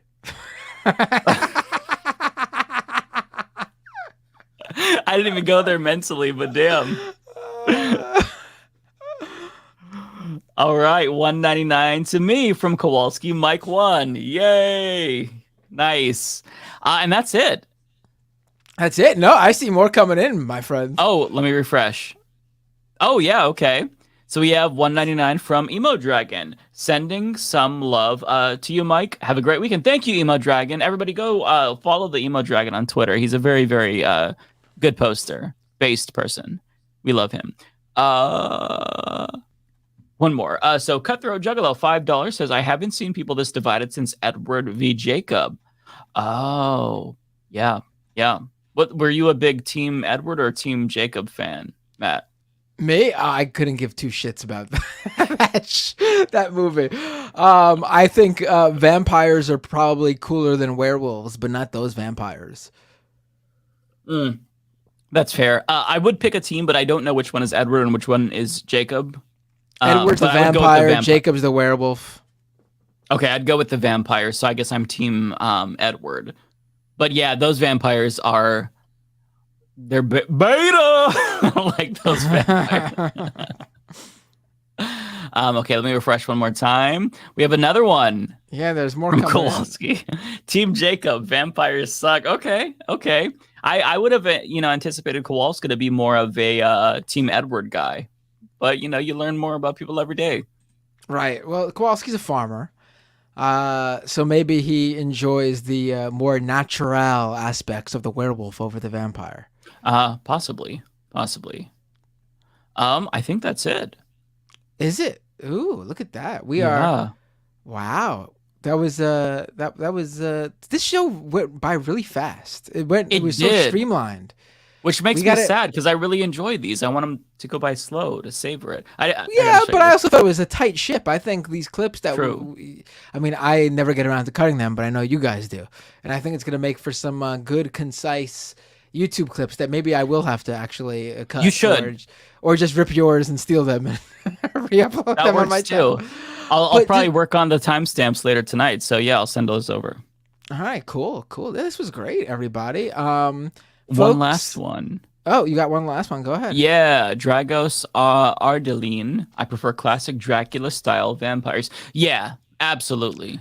I don't like the vampires with like the interview with the vampires, like the romantic, like Victorian era style vampires. I don't like those vampires. The cool vampires are like the ones from what was that movie, 30 Days of Night, the horror movie that was based on that graphic novel. Yeah, those were cool vampires. And those also, were really cool.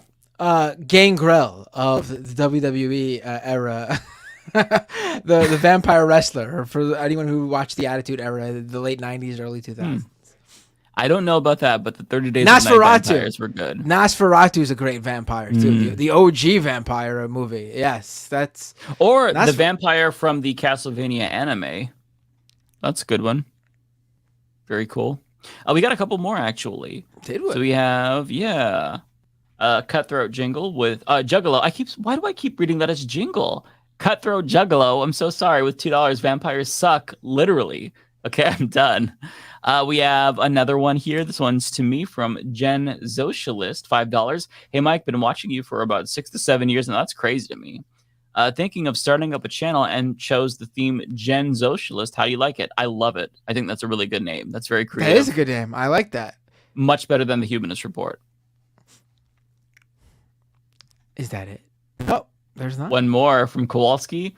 199. The Strain vampires were horrifying. I never finished watching that show. I got into it and then I don't remember why I got out of it. It was good from what I saw. I did not see that show. All right. Is that really it?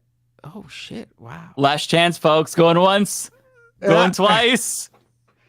Oh, how could I forget? Right. Also, talking about vampires, really quick. Bela Lugosi. How could I not mention friggin' Bela Lugosi? Christ. The best vampire. Which one is that from? Oh, he's like he is Dracula. He is the... Oh. Yeah. Okay. Well, yeah. Oh, I think we got one more. Ooh. We got a couple more. So we have 7 Canadian from Michael Gregory. I liked Angel the Vampire with a Soul. He was from Buffy the Vampire Slayer. I remember that show, actually. I never saw it or Buffy. I watched the movie Buffy when I was little and really liked it, but I never watched the show or Angel. The movie Buffy was great. The show Buffy had its moments. I remember there was like an Xbox game based on the show, I think, that was supposedly really good back in the day. This one's for you, Matt. New York gets nuked, says Kowalski. It does in The Strain? Oh, boy. I got to watch it. Thanks for the spoiler. Another one for you. Damn Cedar with a super chat. The worst vampires are SCOTUS. Yes, they do have the frilly costumes. Yeah, that's true. That's true. Adam, this isn't a super chat, but Adam Cuthbert in the chat. Too bad Christy Swanson is a right-wing fascist now. Yes, Buffy, the original Buffy from the movie, is a right-winger. What? Sad times. Like the actress is like a hardcore right-winger. Did you see that Alicia Silverstone from Clueless endorsed RFK Jr.? Did she? It makes sense. She seems like a what's her face with the goop bullshit? She seems like one of those. Oh, Gwyneth Paltrow. Gwyneth Paltrow. Yeah, she seems like one of those. The yoga fascists or whatever they are. Yeah, those weird. I don't even know what the fuck political ideology that is. Just weird, like homeopathic shit. Oh, there's some more actually. We got 2 more for you. Ooh. Kowalski with a super chat. A good story is immune to spoilers. That's true. That's true. And Omega with a super chat. How dare you not mention Dio Brando? It sounds familiar, but I cannot picture it. Another one for you. Ooh. Cutthroat Juggalo with a super chat. Are you guys share pooling super chats? Hashtag based, hashtag socialism. I mean, we're not.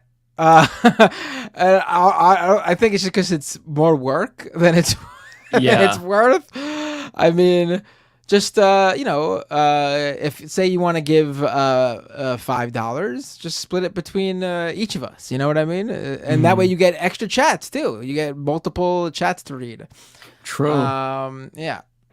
Although one day, like I'm sure that we'll be more official and launch like a YouTube channel and be, we'll figure it all out then. I mean, I guess if this does eventually grow to something bigger, maybe even it has its own Patreon and everything. And then we will obviously pool and share that. Yeah.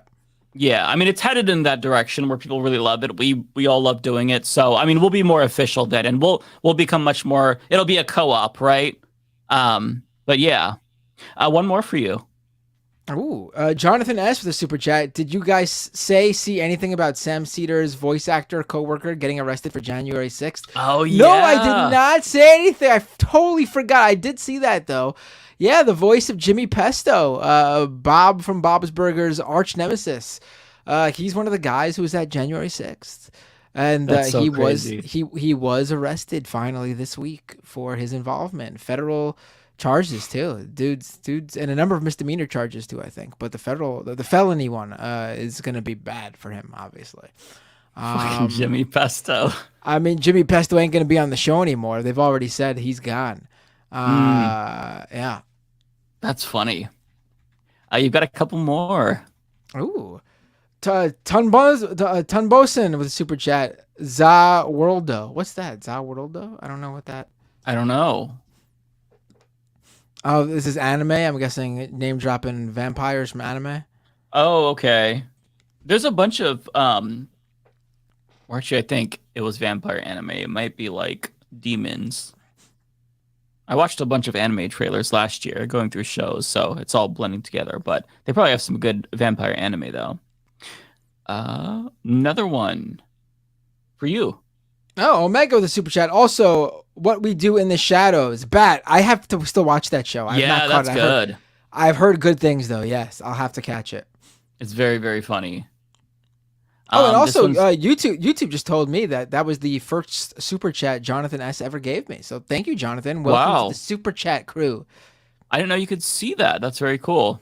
I just saw this. YouTube, open up your YouTube studio. Go to the actual live stream. Mm-hmm. Are you in it where like the analytics are and everything? Not yet. Let's see.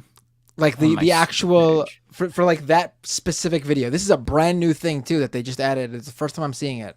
I'll show it to you. So analytics for the video. Yes. Okay. So you're like in that room where you see the super chat on the right hand side, and you see like the concurrent viewers and the likes.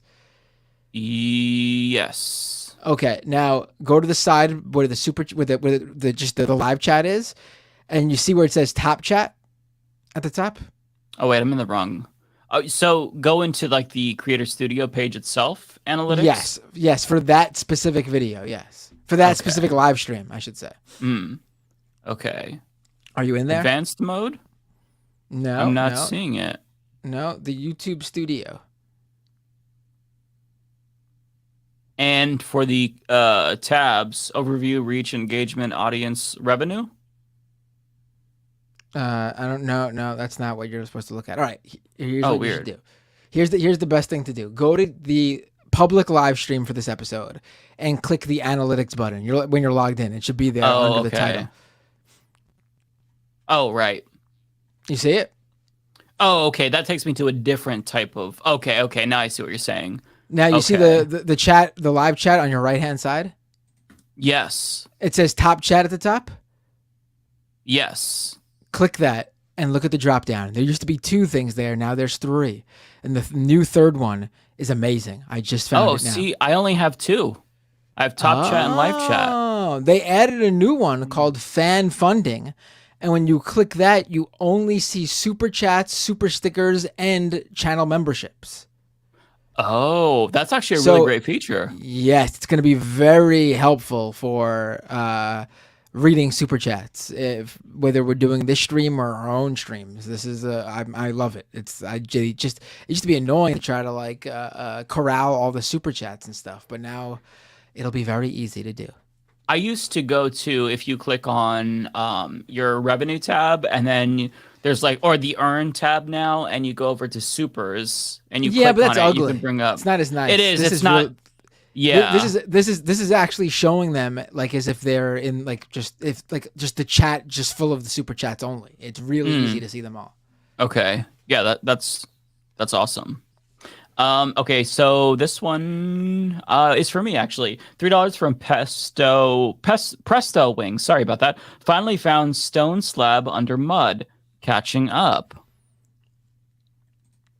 Thank you for that. Nelson Mercer with 22 Canadian. This is to me. That's a giant super chat. Wow, holy shit. That's why I don't trust people who are too obsessed with clean. It's just a few steps away from that yoga fascism. I vote we call it goopy fascism or something, though. I have too much love for yoga. Lululemon fascism. I like Lululemon fascism for sure. Lularu. That's another one of those weird like kind of MLM-y sales. This is Lululemon. That's different from LuLaRoe. Those are 2 different companies. Okay. LuLaRoe is the weird scammy like the clothing one scheme. Yeah, this Lululemon's like a pretty big, well respected like woman's athletic gear brand. Oh, okay. Totally mix those up. And I think they make more than just athletic stuff too. I think it's just but that's what they're most known for, I think. Okay. All right, 249 from Zeitways. Joss Whedon happens to be an a-hole, unfortunately. Most of these Hollywood bigwigs are probably pieces of shit behind the scenes. But yeah, it's unfortunate. $5 from Eric Archimpong. Did Brando is from JoJo's Bizarre Adventure? Oh, okay. I think you meant to say Do Brando, yeah.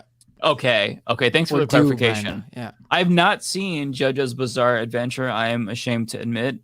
But some of these animes are they have so many seasons. It's hard to like get into them. Yeah. Let's see here. Green Lantern with 199 pounds. We got it correct. Okay. Give us our credit. Good morning from London. Yeah, man, it's crazy. Damn, I'll just waking up. People really keeping us on tonight. I know. Shit. This one's for you. Tunbosin with a super chat. Instagram version of Twitter might come out. Yeah, I've been seeing some rumors about that. Apparently, it's going to be called Threads. We'll see how it goes. I mean, yeah, we'll see. Yeah, I don't know if Facebook's the company to make the Twitter alternative, but we'll see. Yeah. Meta, I should say. All right, this one is from Kowalski. Cow emoji, blood drop emoji, tractor emoji, corn emoji. I feel like there's a deeper message here. Vague, I love it. Yeah, very cool. This is another one came in from Nelson Mercer, 550 Canadian. But Chip Wilson, the dude who owns Lululemon, is an Ayn Rand simp. He stinks like farts. Yeah, I mean, all these big corporation CEOs or owners are probably right wing. My distinction was just that LuLaRoe is the scam MLM company, and Lululemon is just, you know, they sell that shit in like Target and Walmart and stuff. It's not the one you got to convince your friends to start a business to get a hold of. And you use like your life savings to buy a bunch of wardrobes worth of clothing that you can't sell. Right. Are we I think that's it. That's it. Oh my God, folks! Thank you so much. Absolutely, seriously, really appreciate not just the super chats, but just the support overall. This show has really been growing, and I've been, quite frankly, amazed to see how. I mean, every night between we do this, between all the streams, we probably have, I would say maybe close to 2,000 regular viewers at this point, counting my YouTube and Twitch, Mike's YouTube and Twitch, David's YouTube, which is definitely the biggest of all of us. But does he stream on Twitch too? I'm not sure. I don't think he does. Lance's Twitch, I mean, it's got to be close to maybe 1,500, 2,000 or 2,000, but it's definitely growing, and it's awesome to see, and I appreciate it all. Where consistently I could see, because I have like the administrator view through StreamYard, like consistently like 1,500 viewers at least throughout the show. It's lower now, but we're still above 1,000, which is really crazy. Oh, at this point of the night, people drop off because we're just reading super chat. It's gonna happen. Yeah, I'm talking about like the main like 2 hours. It's with consistently like 2,000 people. Yeah. Yeah, we have a good show. It's very good. All right, folks. YouTube.com/Matt Binder. Definitely subscribe there. Twitch.tv/Matt Binder. Follow me there. Search Matt Binder on any social media platform. You'll find me. And if you're feeling up to it, Patreon.com/Matt Binder. Because I lost, obviously Mike's remonetization is a bigger deal, but beginning of the month, you know how Patreon is. When they charge people at the beginning of the month, you lose people because of declines and people having to cancel because of money issues. Totally get that. I'm not, but if you want to support, Patreon.com/Matt Binder. And Mike, go ahead and drop all your newly remonetized links. Yeah, Humanist Report on YouTube. Follow me there. Patreon.com/Humanist Report. And also, I'll plug it for Ole since she didn't get a chance to. Ola Renati, her video drops on, I think she said Saturday, right? Her interview. Yeah, right. Yeah. Check that out. She posted a little bit of a teaser on Twitter, and it looks amazing. So yeah, check out Ola Renati. Yeah, folks. Well, we'll see you all next week. Take care.